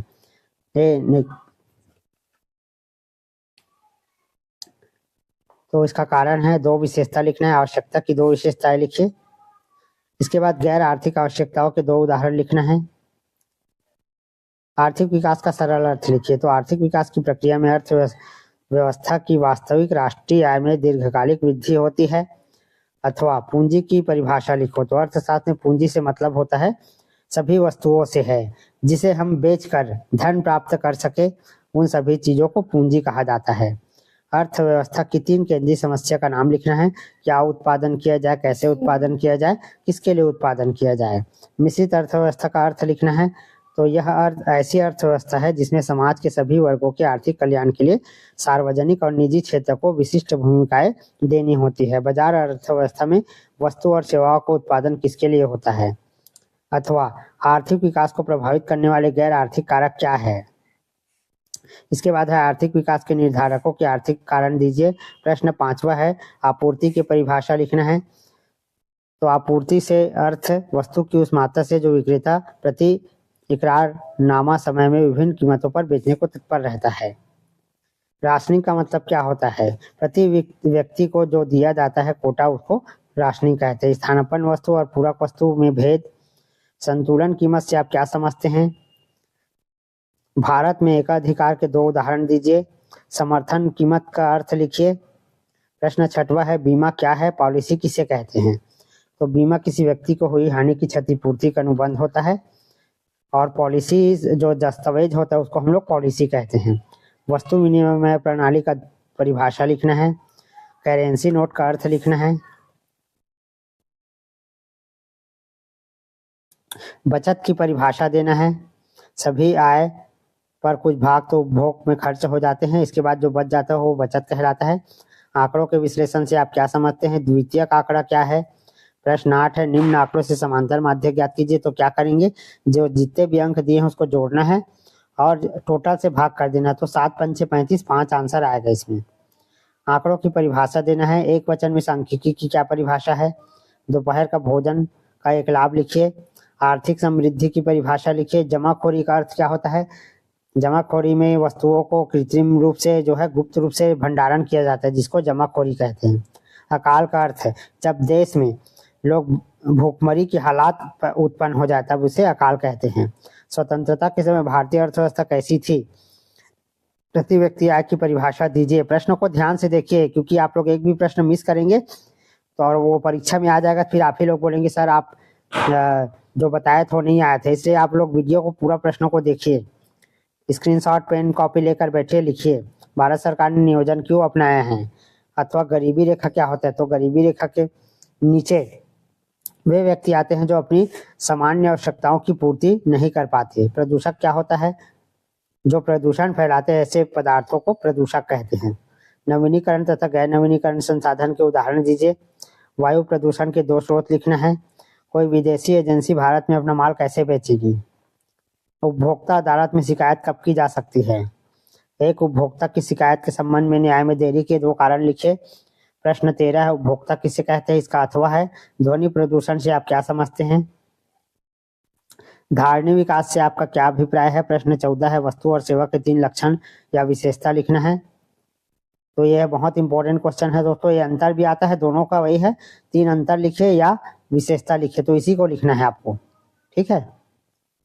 इसके बाद है आवश्यकताओं के किन्हीं 3 विशेषताओं का उल्लेख करें। तो ये 3 विशेषता स्क्रीनशॉट कर लीजिए। आवश्यकता के 3 तत्व लिखना है, तो ये 3 तत्व है, नोट कर लीजिए। उत्पादन, उपभोग तथा पूंजी निर्माण को कैसे सुगम बनाता है। उद्यमी के कोई भी 3 कार्य को लिखना है। तो उत्पादन की योजना बनाना, जो उद्यमी यानी कि जो कंपनी का मालिक होता है, जो धंधा व्यवसाय करता है, वो उत्पादन की योजना बनाता है, ठीक है। साधनों को संगठित करता है और कार्य का विभाजन करता है, ठीक। इसके बाद भूमि और पूंजी में अंतर स्पष्ट कीजिए। तो भूमि और पूंजी की विशेषता भी लिखना है और अंतर भी लिखना है, तो यही विशेषता होगा और यही अंतर होगा, ठीक है। यदि किसी वस्तु की 48 इकाइयों का उत्पादन किया जाता है तो कुल स्थिर लागत 180 रुपये है और कुल परिवर्ती लागत 300 रुपया है। तो उत्पादन की औसत लागत कितनी होगी, ये गाइड में दिया हुआ है, आप लोग गाइड से भी पढ़ सकते हैं। यह है इसका आंसर, ऐसे बनाना है आपको, ठीक है। फर्म और उद्योग में भेद कीजिए। तो फर्म एक उत्पादन इकाई है जो वस्तु और सेवाओं को उत्पादन बाजार में बिक्री के लिए करता है। उद्योग अथवा स्थिर लागत से क्या अभिप्राय है। सीमांत लागत को उदाहरण सहित समझाइए। तो ये सीमांत लागत का आंसर ऐसे लिखना है आपको, ठीक है। स्क्रीनशॉट करते जाएंगे, है ना। इसके बाद है स्पष्ट लागत तथा अस्पष्ट लागत में 3 अंतर लिखिए। स्वास्थ्य और जीवन बीमा में अंतर ज्ञात कीजिए। ये बहुत इंपॉर्टेंट क्वेश्चन है, इसको 100% आ गए। अथवा बैंक के कोई भी 3 कार्य को लिखना है। मोटर गाड़ी बीमा की व्याख्या कीजिए। आवश्यकताओं के दोहरे संयोग की परिभाषा लिखिए। प्रश्न 18 है, राष्ट्रीय ग्रामीण स्वास्थ्य मिशन पर एक टिप्पणी लिखिए। बहुत मोस्ट इंपॉर्टेंट क्वेश्चन है। सर्व शिक्षा अभियान के 3 उद्देश्य भी आता है परीक्षा में, ये कई बार आ चुका है, रिपीट हो चुका है, इसको स्क्रीनशॉट करिए। बालिकाओं को शिक्षा उपलब्ध कराने के सुझाव दीजिए, ये भी बहुत इंपॉर्टेंट है। स्थिर लागत तथा परिवर्तित लागत में भेद कीजिए। आगम तथा लागत में अंतर स्पष्ट कीजिए। उत्पादक को इनकी गणना क्यों करनी चाहिए। प्रश्नों को ध्यान से देखिए क्योंकि प्रश्न ज्यादा इंपॉर्टेंट है ना। उत्तर तो आप ढूंढ ही लेंगे। अथवा ऑनलाइन खरीदी से क्या अभिप्राय है। मांग के नियम की मान्यताएं क्या है। क्रमांक 20 है, व्यष्टि अर्थशास्त्र की सीमाएं लिखिए। 2019 में आ चुका है प्रश्न, तो इसकी सीमाएं निम्नलिखित है। पढ़ूंगा नहीं दोस्तों क्योंकि बहुत और लंबा प्रश्न है, इसमें बहुत सारे। आप लोग आंसर को चाहो, अगर नहीं है आंसर आपके पास तो स्क्रीनशॉट कर सकते हो, ठीक है। आवश्यकताओं की 4 मुख्य विशेषताओं का उल्लेख कीजिए। तो आवश्यकताओं की 4 मुख्य विशेषताएं निम्नलिखित है, स्क्रीनशॉट जरूर कर ले क्योंकि लंबा लंबा आंसर है ना, इसको एक्सप्लेन करने में आधा घंटा ही लग जाएगा एक ही क्वेश्चन को। आर्थिक और निःशुल्क वस्तुओं में 4 भेद लिखिए। पूंजीवादी अर्थव्यवस्था की विशेषता लिखना है।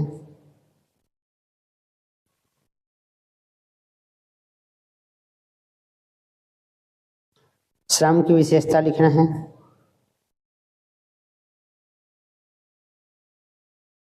पूंजी की विशेषता लिखना है।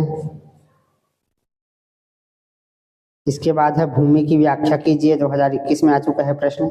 विकास को प्रभावित करने वाले गैर आर्थिक कारक क्या क्या है, नोट कर लीजिए। वीडियो को आगे पीछे करके भी देख सकते हैं ताकि आपको सारे प्रश्न मिल जाए। उत्पादन के 4 साधनों को संक्षेप में समझाइए।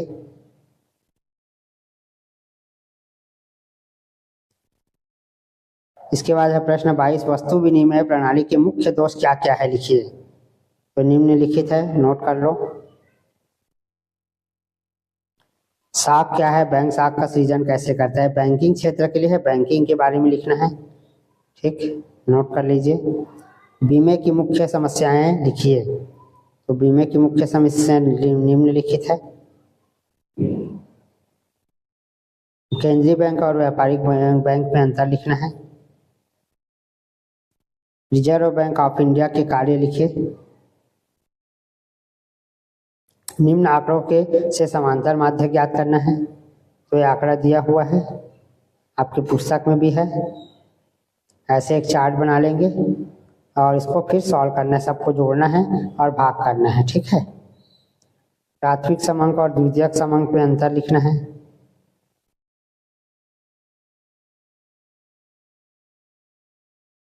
नीचे दिए गए आंकड़ों की सहायता से समांतर माध्य ज्ञात करेंगे। आंकड़ों की विशेषताएं लिखना है। पूर्ण प्रतियोगिता बाजार की विशेषता लिखिए।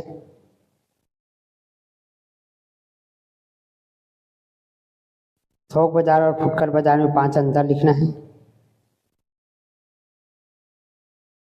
दोहरी कीमत नीति की पद्धति की व्याख्या करना है।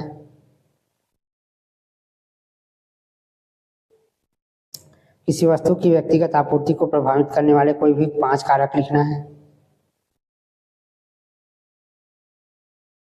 आपूर्ति के 5 नियम लिखना है।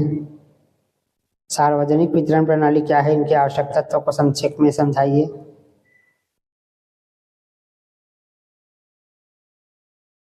स्वर्ण जयंती शहरी रोजगार योजना की व्याख्या करना है। प्रधानमंत्री स्वास्थ्य सुरक्षा योजना की व्याख्या करना है। भारतीय अर्थव्यवस्था की विशेषता का वर्णन कीजिए।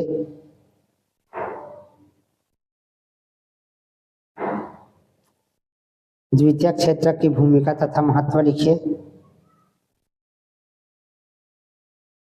निर्धनता उन्मूलन क्या है, एक का व्याख्या करना है। आर्थिक समृद्धि प्राप्त करने के लिए सरकार क्या कर रही है। गरीबी रेखा क्या है, समझाइए।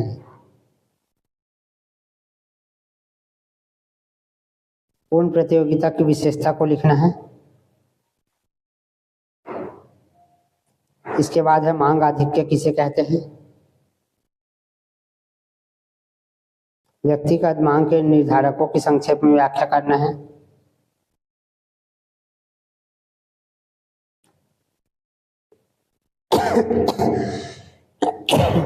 आर्थिक संबंधों के उदाहरण दीजिए। स्वतंत्रता के समय भारतीय अर्थव्यवस्था की विशेषता लिखना है।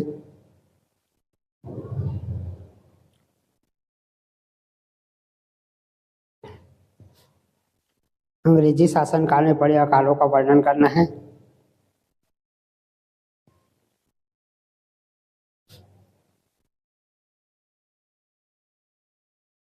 तो ये कंप्लीट हो जाता है दोस्तों कक्षा 10वीं का अर्थशास्त्र इकोनॉमिक्स का। धन्यवाद। और बाकी वीडियो पूरा अपलोड हो चुका है, आप लोग जरूर देखिए सभी विषय।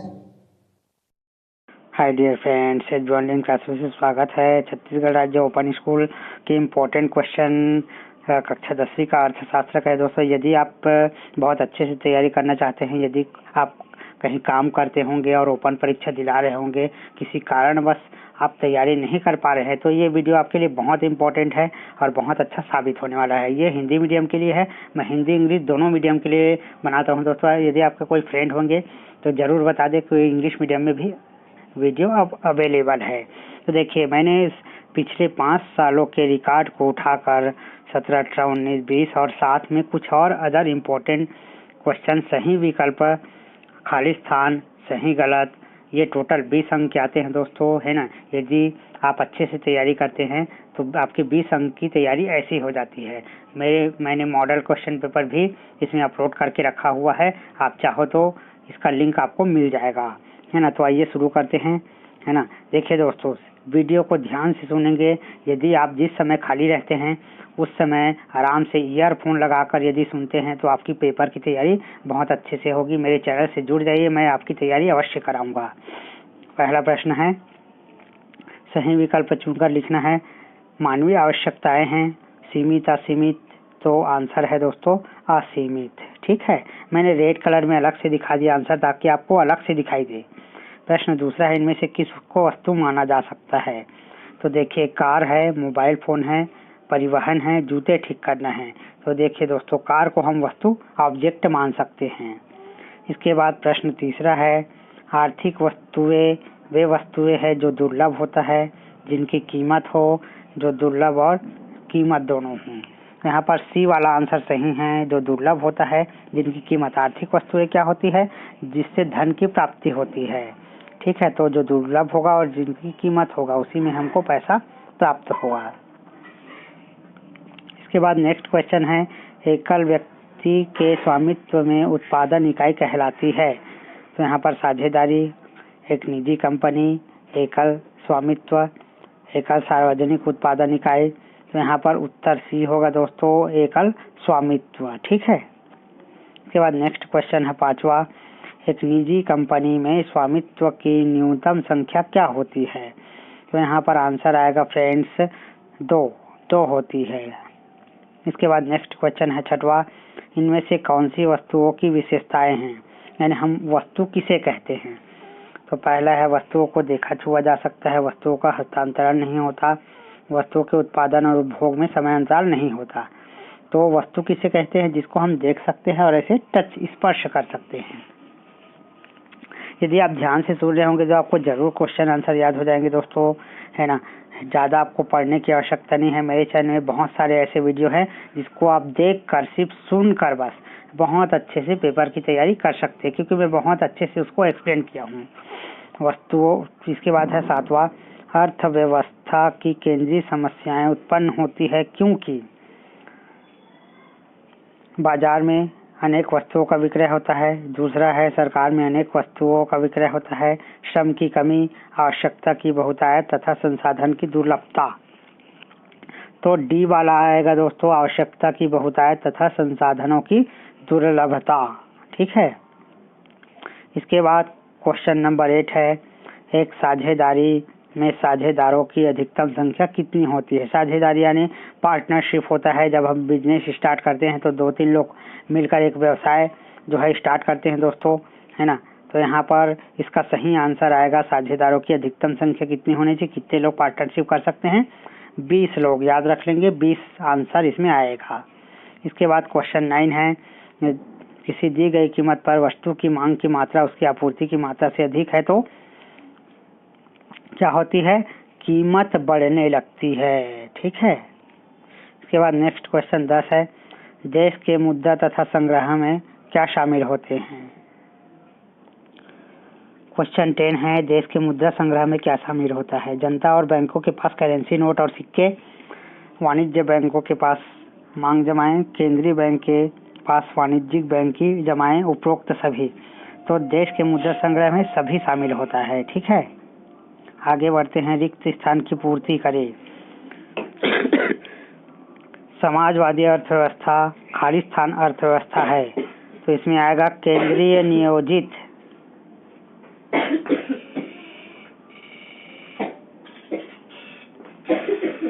पूंजीवादी अर्थव्यवस्था में चयन की स्वतंत्रता को क्या कहते हैं? तो पूंजीवादी अर्थव्यवस्था में उपभोक्ता का प्रभुत्व होता है। ठीक है। सरकार द्वारा सड़कों का निर्माण क्या कहलाता है? उत्पादन कहलाता है। ठीक है। देखिए, हम कोई भी कहीं पर भी सड़कें बना रहे हैं, नालियों का निर्माण कर रहे हैं या कुछ भी कर रहे हैं, फसल उगा रहे हैं, इसको क्या बोलते हैं? प्रोडक्शन यानी बनाना, उत्पन्न करना। ठीक है। प्रश्न 4 है, जल प्रदूषण से पानी पीने के लिए हो जाता है क्या? अनुपयुक्त। जब जल प्रदूषण होगा तो भाई वो अनुपयुक्त ही हो जाएगा, अनुपयोगी। प्रश्न 5वां है, खाली स्थान का अधिकार यह सुनिश्चित करता है कि उपभोक्ता शिकायतों पर ध्यान दिया जाता है। तो समाधान आएगा इसमें आंसर। ठीक है। प्रश्न 6वां है, हम अपनी आवश्यकताओं की पूर्ति के लिए अपने खाली स्थान का प्रयोग करते हैं। किसका उपयोग करते हैं अपनी आवश्यकता के लिए? संसाधन क्या होता है? जो मनुष्य के उपयोग के लिए होता है, जिसका मनुष्य उपभोग कर सकता है। ठीक है। किसी चीज का निर्माण कर सकता है, उसे संसाधन कहते हैं। कई बार प्रश्न में पूछा जाता है संसाधन क्या है, तो आप आंसर भी लिख सकते हैं, संसाधन उन सभी वस्तुओं को कहते हैं जिसका उपभोग मनुष्य कर सकता है अपनी आवश्यकता की पूर्ति के लिए। ठीक है। प्रश्न 7वां है, एक मिश्रित अर्थव्यवस्था में सार्वजनिक और निजी क्षेत्रों का खाली स्थान होता है, तो इसमें आएगा सह अस्तित्व होता है। ठीक है। प्रश्न 8वां है, देश की आवश्यक आवासियों के स्वामित्व वाली उत्पादन इकाइयों को क्या कहते हैं? तो इसे अपन देशी उत्पादन कहते हैं। ठीक है। प्रश्न 9वां है, किसी वस्तु की आपूर्ति में खाली स्थान जब इसकी कीमत में वृद्धि होती है, ठीक, तो यहाँ पर वृद्धि होती है तब आएगा। बीमे की शर्तों के दस्तावेज को क्या कहते हैं? इसको बीमा पॉलिसी कहा जाता है दोस्तों। ठीक है। सत्य कथन बताना है। मांग के इसके बाद दोस्तों देखिए सत्य सत्य कथन बताना है। मांग के लिए इच्छा व साधन बड़ा होना आवश्यक नहीं है। ये असत्य कथन है क्योंकि मांग के लिए इच्छा और साधन होना बहुत आवश्यक है। पूर्ति वक्र दाएं से बाएं ऊपर की ओर जाता है, सत्य है।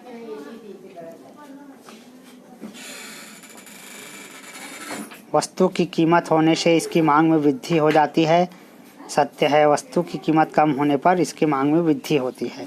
जैसे कि है ना, हम साबुन की कीमत 10 रुपये है दोस्तों, यदि उसको कम रेट कर दिया जाए, 5 रुपये कर दिया जाए, तो ज़्यादा से ज़्यादा लोग जो है खरीदेंगे तो इसकी मांग बढ़ जाएगी। यही इसी को मांग कहते हैं। ठीक। पूर्ण प्रतियोगिता में उत्पादन में सरकार हस्तक्षेप करती है, असत्य कथन है ना। यहाँ पर पूर्ण प्रतियोगिता बाजार में कोई हस्तक्षेप नहीं होता। 5वां है सांकेतिक कीमत उत्पाद की प्रति इकाई उत्पादन लागत के बराबर होती है, असत्य कथन है ना। 6वां है मुद्रास्फीति का अध्ययन व्यष्टि अर्थशास्त्र के अंतर्गत किया जाता है, असत्य है। समाजवादी अर्थव्यवस्था का लक्ष्य सामाजिक कल्याण को अधिकतम करना है, सत्य है। पूर्ण प्रतियोगिता में केवल एक ही विक्रेता होता है, असत्य है। पूर्ण प्रतियोगिता में बहुत सारे विक्रेता होते हैं। बचत खाता धारियों को अधिक वर्ष की सुविधा प्राप्त है, सही है। पूर्ण प्रतियोगिता में भिन्न भिन्न वस्तुओं का विक्रय होता है, ये भी कथन असत्य है। उचित संबंध जोड़िए, लास्ट है दोस्तों, है ना। मैंने टोटल 40 क्वेश्चन दिए हैं। 40 क्वेश्चन यदि आप पढ़ के जाते इन्हीं में से क्वेश्चन जो है पेपर में आने हैं इस साल 2022 के लिए। छोटी मात्रा में लेन देन, बीजगणित, अंक गणित माध्य, फुटकर बाजार, भारित माध्य विश्लेषण सरकार है, उपभोक्ता सुरक्षा 3 है। इसके आंसर मैंने नीचे में दे रखा है, देखिए यहाँ पर आपको बता देता हूँ। छोटी मात्रा में लेन देन को क्या कहते हैं, फुटकर बाजार, है ना। तो छोटी मात्रा में लेन देन जो है फुटकर बाजार होगा, ठीक है। और यहाँ पर सेकेंड आंसर है बीज गणित। अंक गणित माध्य को क्या बोलते हैं, बीज गणित। भारित माध्य विश्लेषण है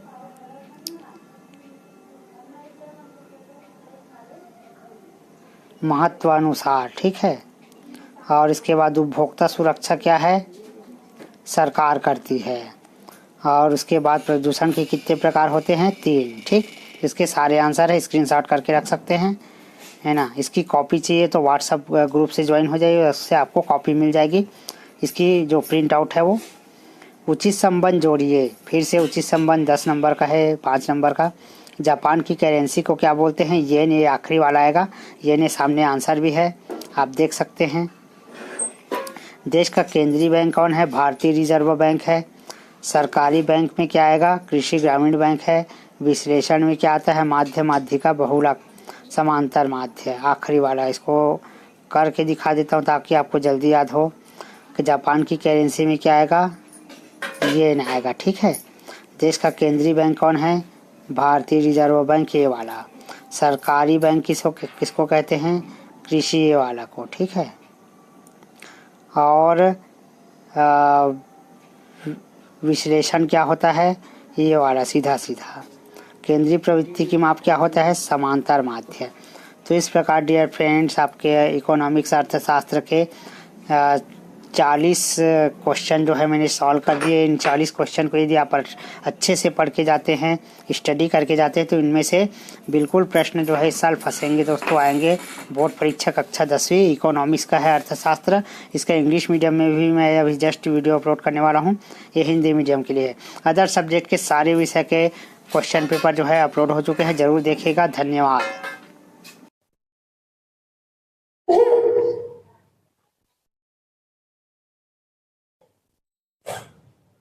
hello dear friends, H B online classes में स्वागत है। छत्तीसगढ़ राज्य ओपन स्कूल का मॉडल प्रश्न पेपर 2025 मार्च अप्रैल, कक्षा 10वीं अर्थशास्त्र इकोनॉमिक्स।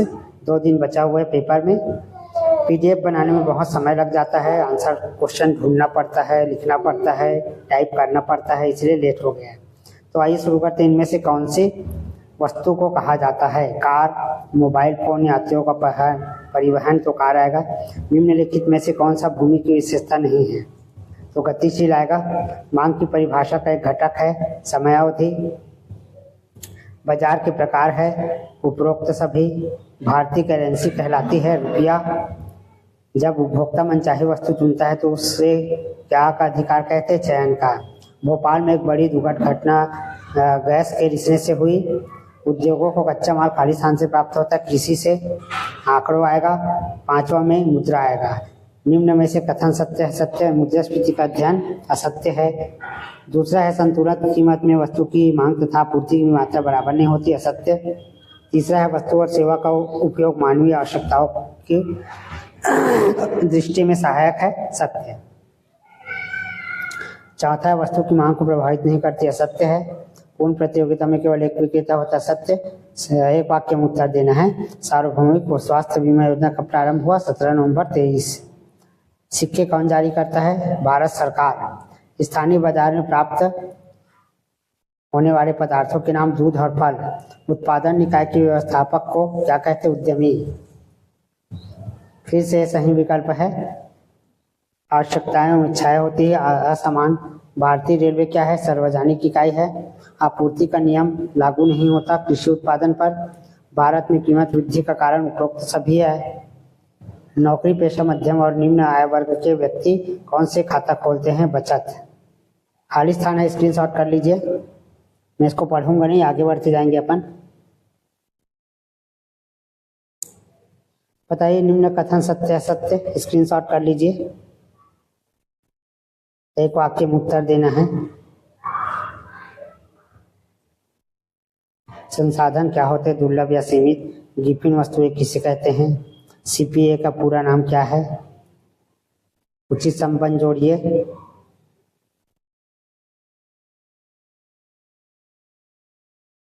इसके बाद आता है प्रश्न क्रमांक 2 से लेकर 13 तक 2 नंबर के क्वेश्चन है।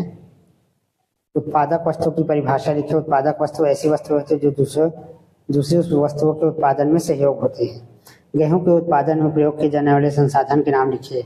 तो इसका है भूमि, श्रम, पूंजी, बीज, खाद।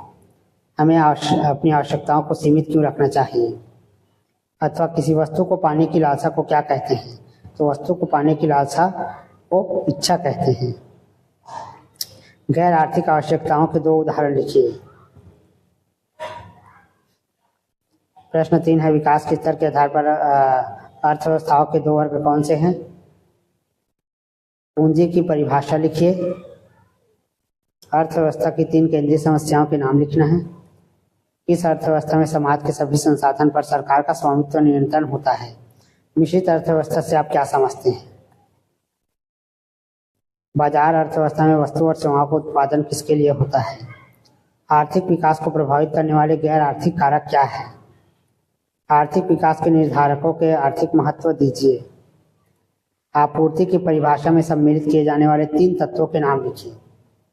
वस्तुओं की कीमत, आपूर्ति की मात्रा तथा समय अवधि। राशनिंग से क्या अभिप्राय है? पूर्ति से क्या तात्पर्य है? संतुलन कीमत से आप क्या समझते हैं? स्टेनलेस स्टील की कीमत में कमी हो जाए तो स्टेनलेस स्टील के बर्तनों की आपूर्ति पर क्या प्रभाव पड़ेगा? आपूर्ति में वृद्धि हो जाएगी। समर्थन कीमत का मतलब लिखना है। प्रश्न 6वां है बीमा क्या है? पॉलिसी किसे कहते हैं? वस्तु विनिमय प्रणाली की परिभाषा लिखना है। साख का परिभाषा लिखना है। भारत में बैंकिंग प्रणाली के शिखर पर कौन है? सांख्यिकी का प्रयोग कितने रूपों में किया जाता है? द्वितीयक आंकड़े क्या है?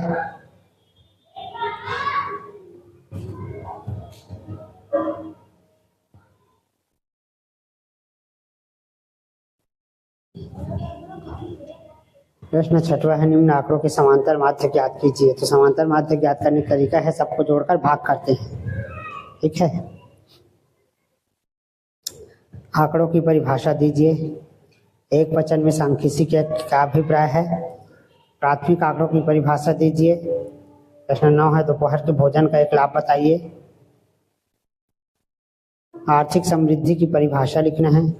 जमाखोरी का अर्थ बताइए। अकाल का अर्थ लिखिए। स्वतंत्रता के समय भारतीय अर्थव्यवस्था कैसी थी? प्रति व्यक्ति आय की परिभाषा लिखिए। भारत सरकार ने नियोजन को क्यों अपनाया अथवा गरीबी रेखा क्या है?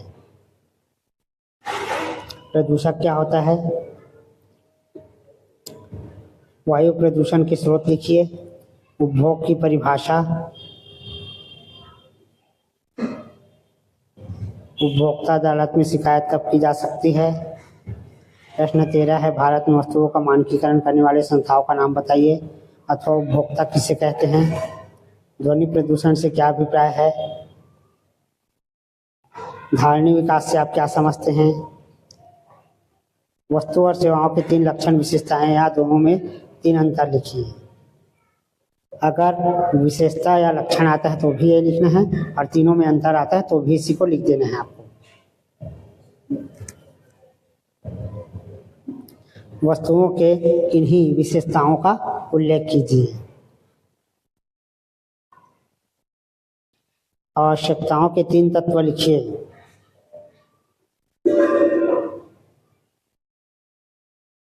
उत्पादन, उपभोग तथा पूंजी निर्माण को कैसे सुगम बनता है?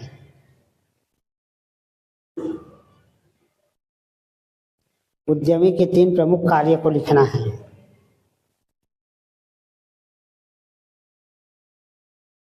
भूमि और पूंजी में अंतर स्पष्ट कीजिए।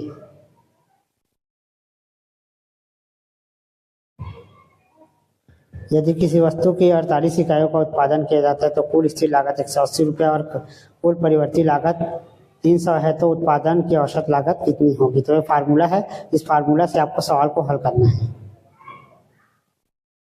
फर्म और उद्योग में भेद कीजिए। स्थिर लागत से क्या अभिप्राय है? सीमांत लागत को उदाहरण देकर समझाइए।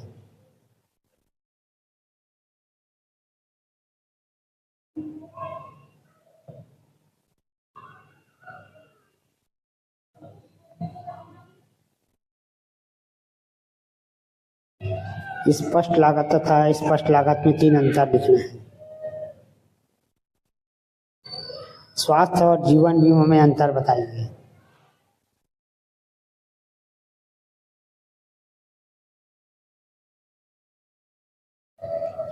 बैंक के 3 कार्य लिखिए। मोटर गाड़ी बीमा की व्याख्या करें। आवश्यकताओं के दोहरे सहयोग की परिभाषा दीजिए।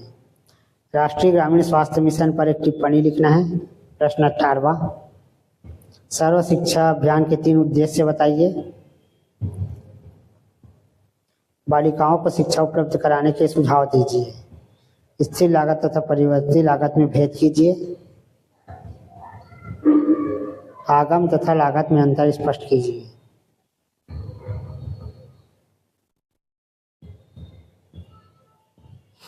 ऑनलाइन खरीदी से क्या अभिप्राय है? मांग के नियम की मान्यता क्या है? प्रश्न 20 है, व्यष्टि अर्थशास्त्र की सीमाएं लिखिए।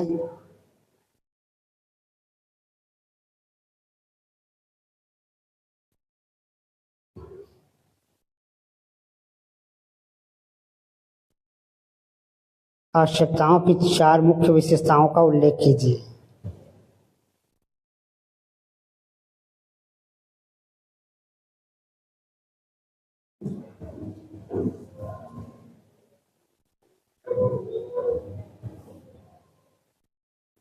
आर्थिक और निःशुल्क वस्तुओं में 3 भेद लिखिए।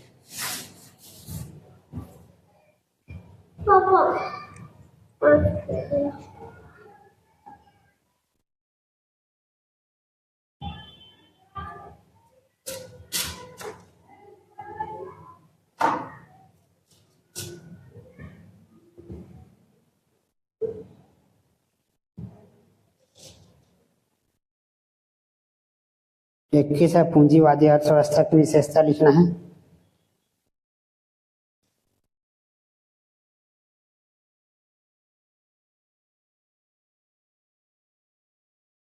श्रम की विशेषता लिखना है।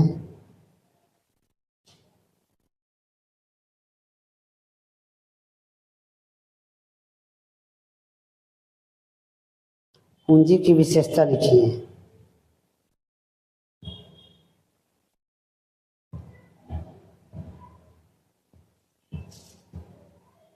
भूमि की व्याख्या कीजिए। विकास को प्रभावित करने वाले गैर आर्थिक कारक।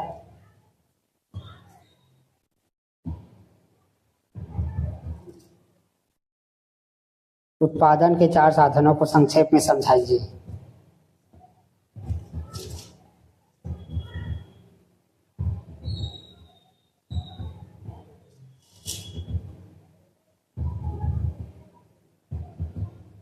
वस्तु विनिमय प्रणाली के मुख्य दोष क्या है?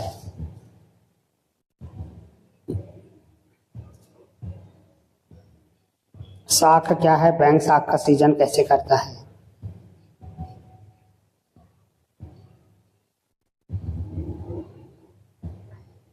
अथवा बीमे की मुख्य समस्याएं लिखिए कोई 4।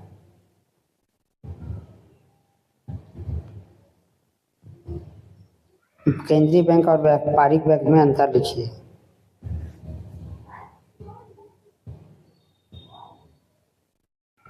रिजर्व बैंक ऑफ इंडिया के कार्य लिखिए।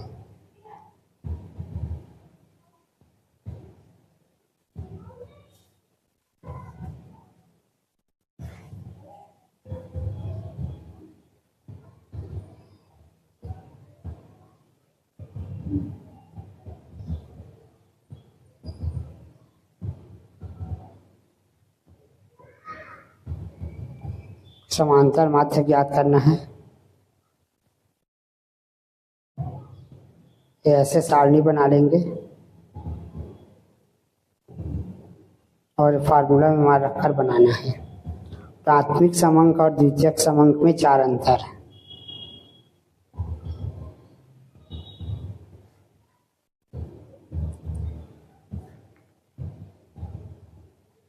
नीचे दिए गए आंकड़ों की सहायता से हमें समांतर माध्यक की गणना करना है।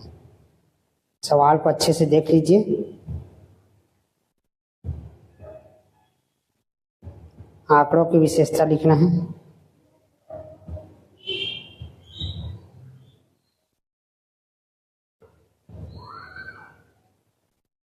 पूर्ण प्रतियोगिता बाजार की मुख्य विशेषता।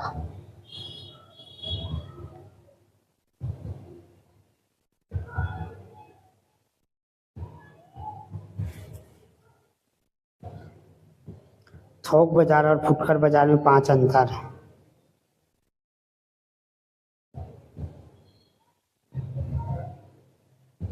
दोहरी कीमत नीति की पद्धति की व्याख्या करें।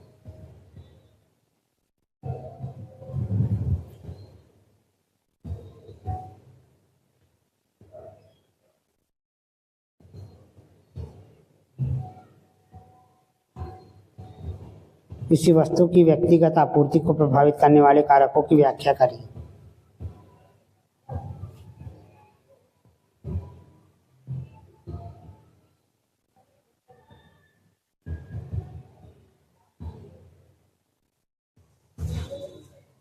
आपूर्ति के नियम के कारण। सार्वजनिक वितरण प्रणाली से क्या अभिप्राय समझते हैं, लिखिए।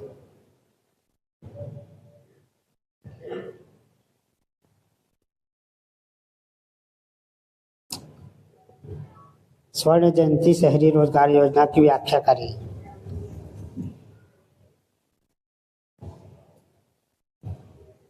प्रधानमंत्री स्वास्थ्य सुरक्षा योजना की व्याख्या करें। भारतीय अर्थव्यवस्था की विशेषताओं का वर्णन करें।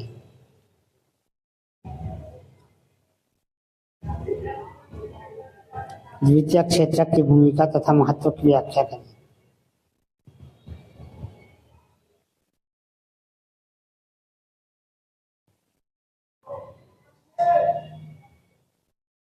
निर्धनता उन्मूलन क्या है, व्याख्या करें। महात्मा गांधी राष्ट्रीय ग्रामीण रोजगार गारंटी योजना।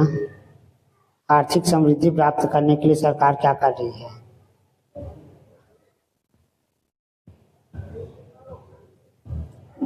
गरीबी रेखा क्या है, समझाइए। पूर्ण प्रतियोगिता की विशेषता लिखिए।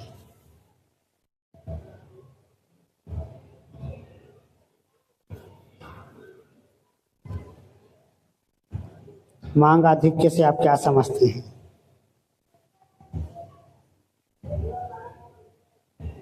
व्यक्तिगत मांग के निर्धारकों की संक्षेप में व्याख्या करें।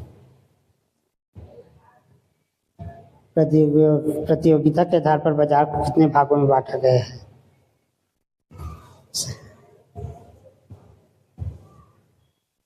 आर्थिक संबंधों का उदाहरण दीजिए। स्वतंत्रता के समय भारतीय अर्थव्यवस्था की विशेषता लिखिए।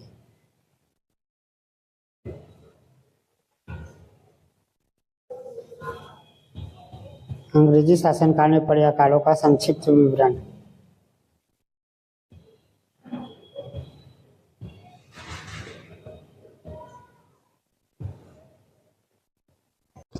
Hello dear students, online class से स्वागत है दोस्तों। छत्तीसगढ़ राज्य ओपन स्कूल मॉडल पेपर कक्षा 10वीं का विषय अर्थशास्त्र है दोस्तों। मोस्ट इम्पॉर्टेंट क्वेश्चन है आप सबके लिए, बहुत ही सेलेक्ट 5 वर्ष को आप नवबोध या प्रबोध को देखिएगा ज़रूर।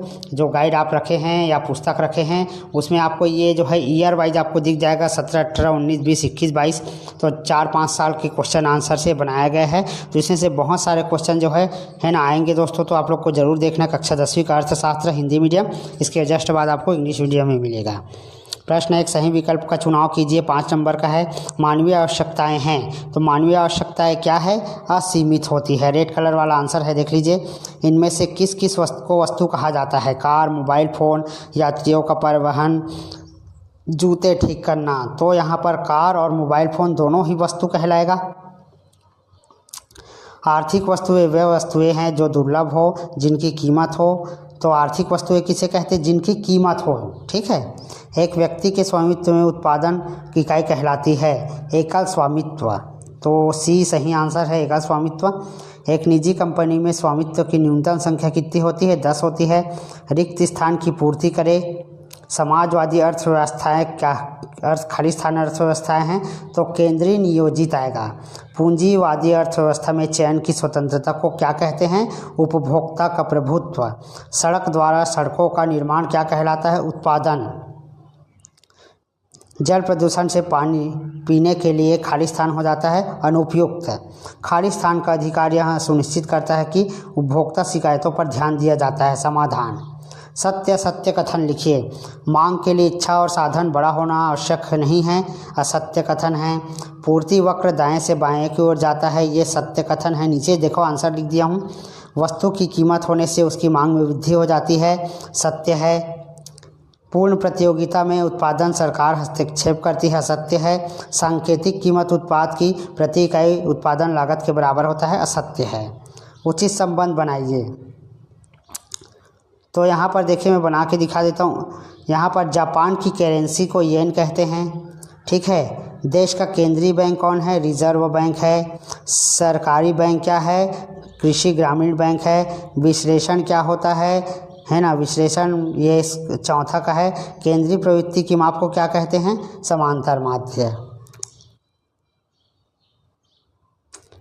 प्रश्न क्रमांक 2 से 13 तिलक उत्तरी प्रश्न है। प्रत्येक पर 2 अंक निर्धारित है। प्रश्न 2 है, आवश्यकताओं की किन्हीं 2 विशेषता का उल्लेख कीजिए। तो इसकी 2 विशेषता निम्नलिखित है। आवश्यकताएं असीमित है और आवश्यकता बार बार अनुभव होती है। किसी मनुष्य की आवश्यकता जो है अनलिमिटेड होती है। जैसे कि है ना, हमें कोई चीज़ पसंद आ जाता है ना, तो उसके आवश्यकता के अनुसार उनसे रिलेटेड जो वस्तुएं हैं, है ना, जैसे हम बाज़ार में जाते हैं, हमको कोई मोबाइल फ़ोन पसंद आ जाता है, उसको लेकर आ जाते हैं और किसी का मोबाइल देखते हैं, तो यानी हमारा जो इस आवश्यकता है वो लगातार बढ़ते जाती है। ठीक है। आर्थिक आवश्यकता के निर्धारक को आर्थिक कारक दीजिए। तो आर्थिक विकास के निर्धारकों को आर्थिक कारक प्राकृतिक संसाधन है, मानव संसाधन, पूंजी निर्माण और प्रौद्योगिकी है। पूंजी की परिभाषा लिखिए। अर्थशास्त्र में पूंजी से तात्पर्य उन सभी वस्तुओं से है जिसका मनुष्य उत्पादन करने के लिए उपयोग करता है। स्थापन्न वस्तुएं, वे वस्तुएं जो एक स्थान से दूसरे स्थान पर आसानी से ले जा सकती है उसको स्थानापन्न वस्तुएं कहते हैं। बचत की परिभाषा दीजिए। सभी अपने आय में से खर्च करने के बाद जो राशि बचा लेते हैं उसे क्या कहते हैं? बचत कहते हैं। आंकड़ों के विश्लेषण से आप क्या समझते हैं? तो आंकड़ों का विश्लेषण एक ऐसी विधि है जिसके माध्यम से महत्वपूर्ण तथ्य निकाले जाते हैं। द्वितीयक आंकड़े क्या है?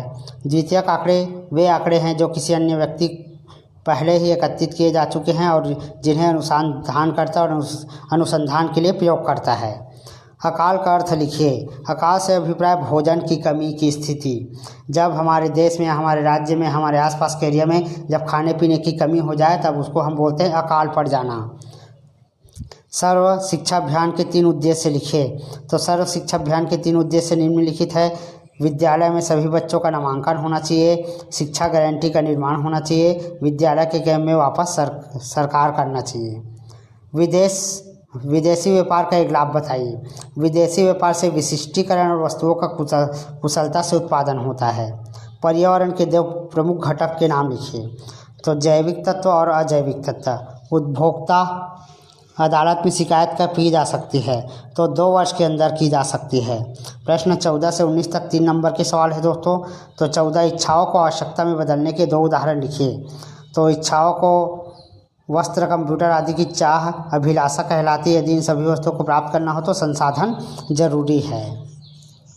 अर्थव्यवस्था पारस्परिक सहयोग और विनिमय की व्यवस्था विवेचना करें। तो आधुनिक जटिल अर्थव्यवस्था में तुम मेरे लिए यह करो, मैं तुम्हारे लिए वह करूँगा का सहयोग पर्याप्त नहीं रहता। अब तो देश की सीमाओं के आर पार भी सहयोग आवश्यक हो गया है। एकल स्वामित्व और साझेदारी में अंतर। तो एकल स्वामित्व और साझेदारी। एकल स्वामी में एक ही व्यक्ति होता है स्वामी। इसके 2 से 20 तक हो सकते हैं। इस इकाई की व्यवस्था करने की जिम्मेदारी केवल स्वामी की होती है। इस इकाई की व्यवस्था की जवाबदारी सामूहिक तौर पर मानी जाती है। एक विक्रेता 1 क्विंटल गेहूं का विक्रय करता है। गेहूं की कीमत 15 रुपये प्रति किलोग्राम है। उसका कुल आगम कितना होगा? तो इसका कुल कीमत जो है 1500 रुपया होगा। ठीक है। निम्न का पूरा नाम लिखिए। बीपीएल यानी होता है बिलो पुअर्टी लाइन, यानी गरीबी रेखा के नीचे। अब एफपीएस यानी फेयर प्राइस शॉप, उचित दर की दुकानें। पीडीएस यानी होता है पब्लिक डिस्ट्रीब्यूशन सिस्टम। जमींदारों के विषय में 3 वाक्य लिखिए। भारत के पूर्वी राज्यों में अंग्रेजों ने जमींदार की नियुक्ति की थी। जमींदार का कार्य लोगों से भूमि का लगान वसूल करना था। वे स्थानीय प्रशासन को चलाने के लिए भी उत्तरदायी थे। 20 से 23 तक 4 नंबर के क्वेश्चन है दोस्तों। व्यष्टि अर्थशास्त्र का महत्व लिखिए। 4 नंबर का सवाल है। पहला है कीमत के विश्लेषण में सहायक। तो देखिए, आपको पूरा वीडियो, हर बार मैं बोलता हूँ कि पूरा वीडियो आप लोग देखते नहीं है दोस्तों। मैंने देखा है आप लोगों को, आप लोग पूरा वीडियो नहीं देखते हैं और क्वेश्चन करते हैं, कमेंट करते हैं। प्लीज़ आप लोग पूरा वीडियो देखें क्योंकि मैं इसमें आपको बढ़िया से समझा के बता रहा हूँ। ये आपको परीक्षा में काम आएगा। यदि आपको प्रश्न उत्तर याद भी नहीं है और सुने रहेंगे तो सुनी हुई बातें जल्दी याद रहती है। तो आप पेपर में बैठे आप लोग को यदि बात याद आ जाती है तो आप लोग लिख सकते हैं। तो इसको पॉइंट वाइज लिखना है। कीमत सिद्धांत के विश्लेषण में सहायक, व्यक्तिगत इकाइयों की कार्यकुशलता में वृद्धि, संपूर्ण अर्थव्यवस्था के व्यवहार को समझने में, आर्थिक नियमों के निर्माण में सहायक। आवश्यकताओं की 4 मुख्य विशेषता का उल्लेख कीजिए। तो आवश्यकताएं जो है मनुष्य की असीमित होती है। जैसे अभी मैंने बताया, वस्तु को कोई चीज़ पसंद आता है, उसके बाद उसकी जो लालच है, इच्छा है और बढ़ जाती है और वो आवश्यकता बन जाती है। ठीक है। किसी एक वस्तु की तुष्टि संभव है, किसी आवश्यकता पर विचार करें तो संभव है। कुछ आवश्यकताएं बार बार अनुभव होती है। हम खाना खाकर भूख की तुष्टि कर लेते हैं, परंतु कुछ घंटे बाद फिर भूख सताने लगती है। आवश्यकताओं की विविधतापूर्ण प्रकृति। विकास को प्रभावित करने वाले गैर आर्थिक कारक क्या है? तो विकास को प्रभावित करने वाले गैर आर्थिक कारक है। पहला सामाजिक कारक, धार्मिक तत्व, राजनीतिक तत्व, अंतर्राष्ट्रीय तत्व।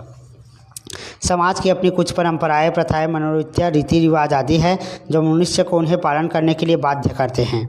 यदि मनुष्य इन सीमाओं से ऊपर उठकर समाज की उन्नति की इच्छा रखता है तो विकास के लिए तत्पर है। धार्मिक तत्व।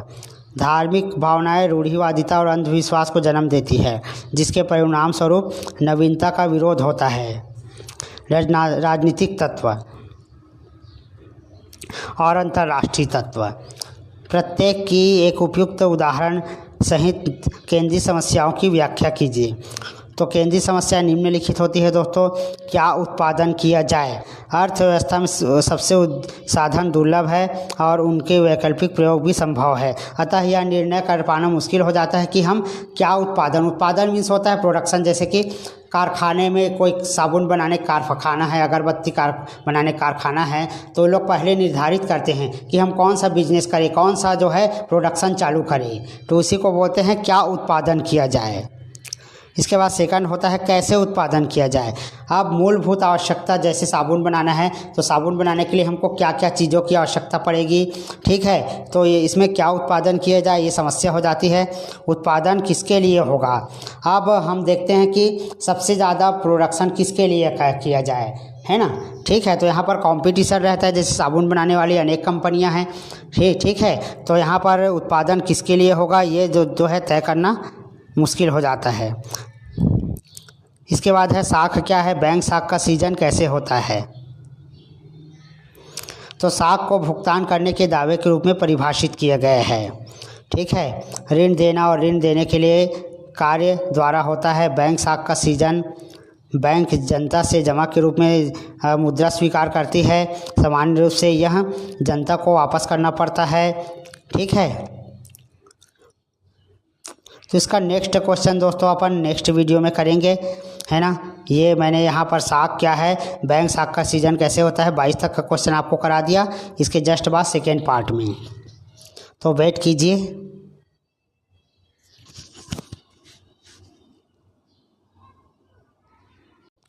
Hello dear students, HB online classes स्वागत है दोस्तों। छत्तीसगढ़ राज्य ओपन स्कूल का कक्षा 10वीं का अर्थशास्त्र इकोनॉमिक्स सेकेंड पार्ट है ये वीडियो दोस्तों, है ना। इसके पहले मैंने फर्स्ट पार्ट जो है जारी कर दिया है ना। ये ओपन स्कूल छत्तीसगढ़ राज्य ओपन स्कूल 10th का अर्थशास्त्र है ना, अर्थशास्त्र का सेकंड पार्ट, ठीक है। दूसरा भाग, पहला भाग का वीडियो प्रश्न क्रमांक 1 से लेकर 21 तक था, अब यहाँ से 22 से आपको देखने को मौका मिलेगा।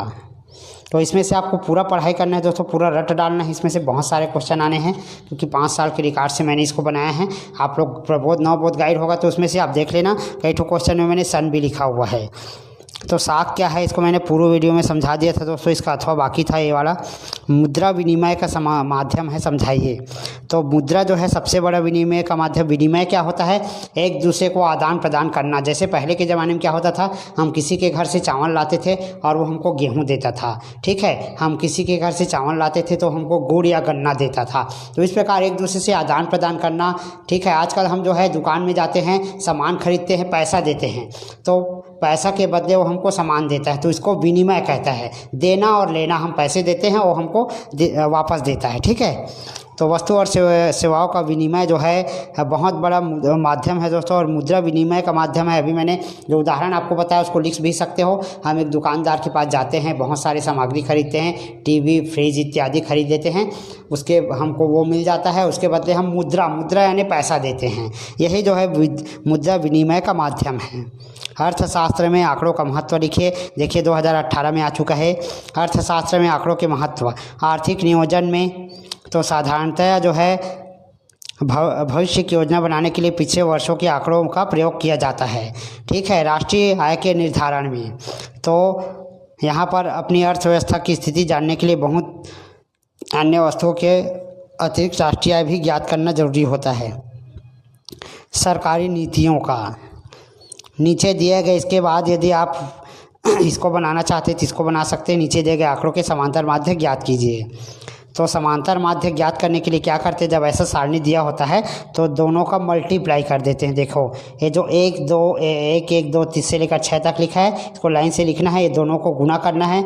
1 और 0 गुना करेगी 0 आएगा, 13 एकम 13 आ गया, है ना। 2 20 दूनी 40, 3 चौक 12, 120 हो गया। ऐसे गुना करना है और सभी को जोड़ देना है दोस्तों। यहाँ पर आप इसको सारे को मल्टीप्लाई करोगे तो 129 आएगा। ये सारे का जो गुना किए उसका 441 आया, दोनों को भाग कर देना है। तो 441 और डिवाइड बाई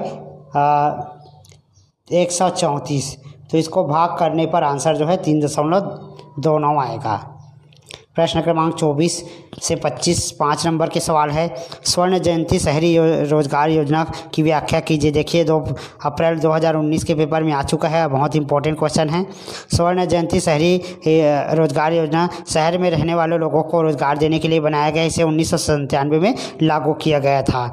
जो जिसका निम्नलिखित है, देखो, स्वरोजगार पैदा करने के लिए कार्यक्रम, शहरी औरतों के लिए कार्यक्रम, शहरी गरीबियों के लिए प्रशिक्षण, सामुदायिक विकास कार्यक्रम, वेतन रोजगार कार्यक्रम। स्वर्ण जयंती शहरी रोजगार योजना के लिए सरकार ने सन 2010-11 में 590 करोड़ रुपए की राशि आवंटित की थी।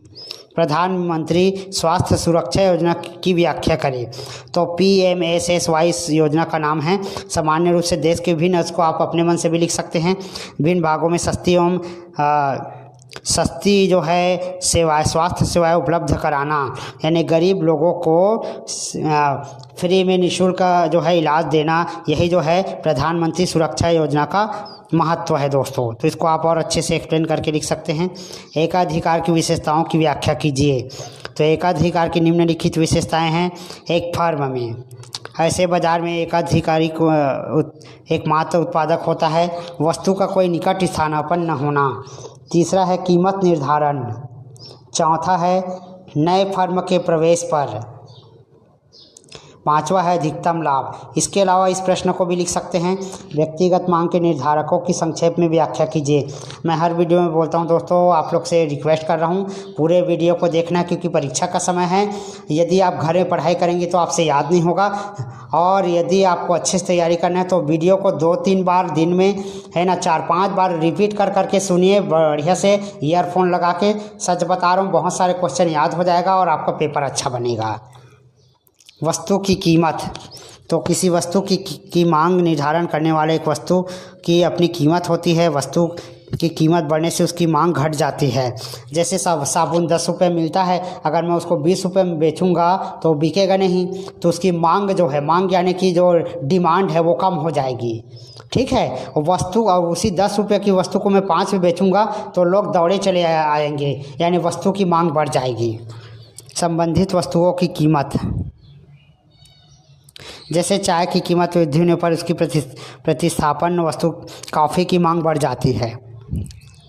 आय, वो उपभोक्ता की आय में वृद्धि होने पर वस्तु की मांग में वृद्धि हो जाती है। रुचि स्वभाव आदत। रुचि स्वभाव आदत में परिवर्तन अनुकूल हो तो वस्तु की मांग में वृद्धि हो जाती है। विज्ञापन तथा प्रदर्शनकारी प्रभाव। जनसंख्या की मात्रा और बनावट। 26 और 27 दीर्घ उत्तरी है, इसको मैं एक्सप्लेन नहीं करूँगा, आप लोग पढ़ लीजिएगा। स्वतंत्रता के समय भारतीय अर्थव्यवस्था की विशेषता लिखिए, 2019 का क्वेश्चन है, नोट कर लीजिए। पिछड़ी एवं गतिहीन अर्थव्यवस्था, अर्ध सामंती अर्थव्यवस्था, पराश्रित अर्थव्यवस्था, बिखरी हुई अर्थव्यवस्था, घिसी पिटी अर्थव्यवस्था।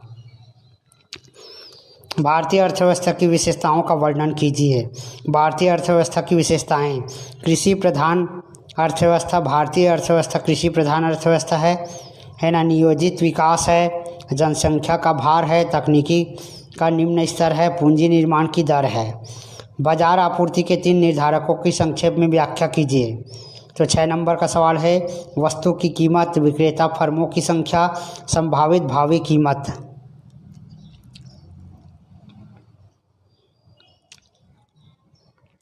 आपूर्ति वक्र क्या है? काल्पनिक आपूर्ति अनुसूची की सहायता से आपूर्ति वक्र की रचना कीजिए। आपूर्ति के नियम को रेखाचित्र द्वारा समझाइए।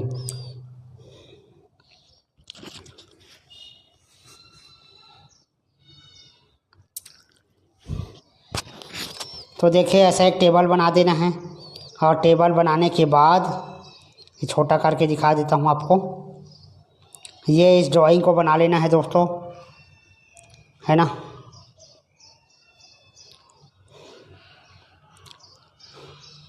अब तालिका के बारे में थोड़ा एक्सप्लेन कर देना है।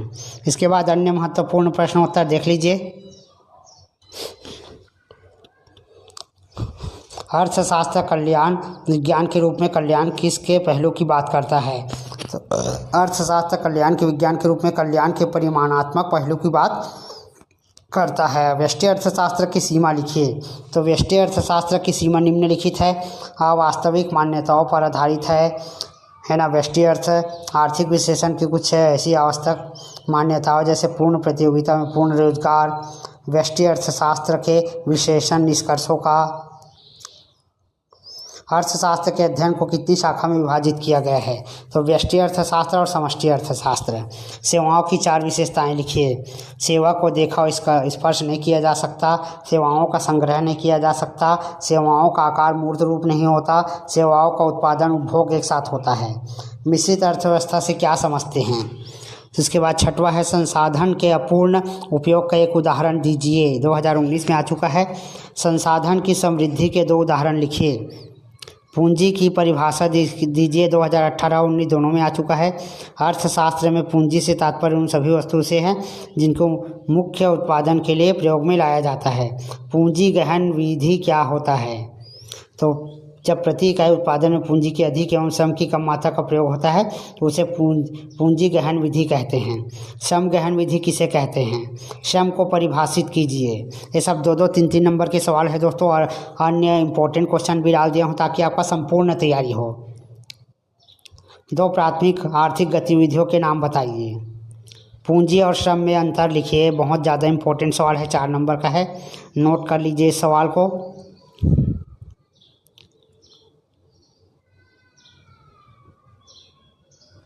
उत्पादन क्रिया की व्यवस्था कौन करता है? फर्म क्या होती है? उद्योग का अर्थ बताइए। तो इस प्रकार अदर इम्पोर्टेंट क्वेश्चन भी समाप्त हो जाता है दोस्तों। धन्यवाद। वीडियो को अधिक से अधिक शेयर करना है, ठीक है, ताकि सभी बच्चों तक पहुँचे।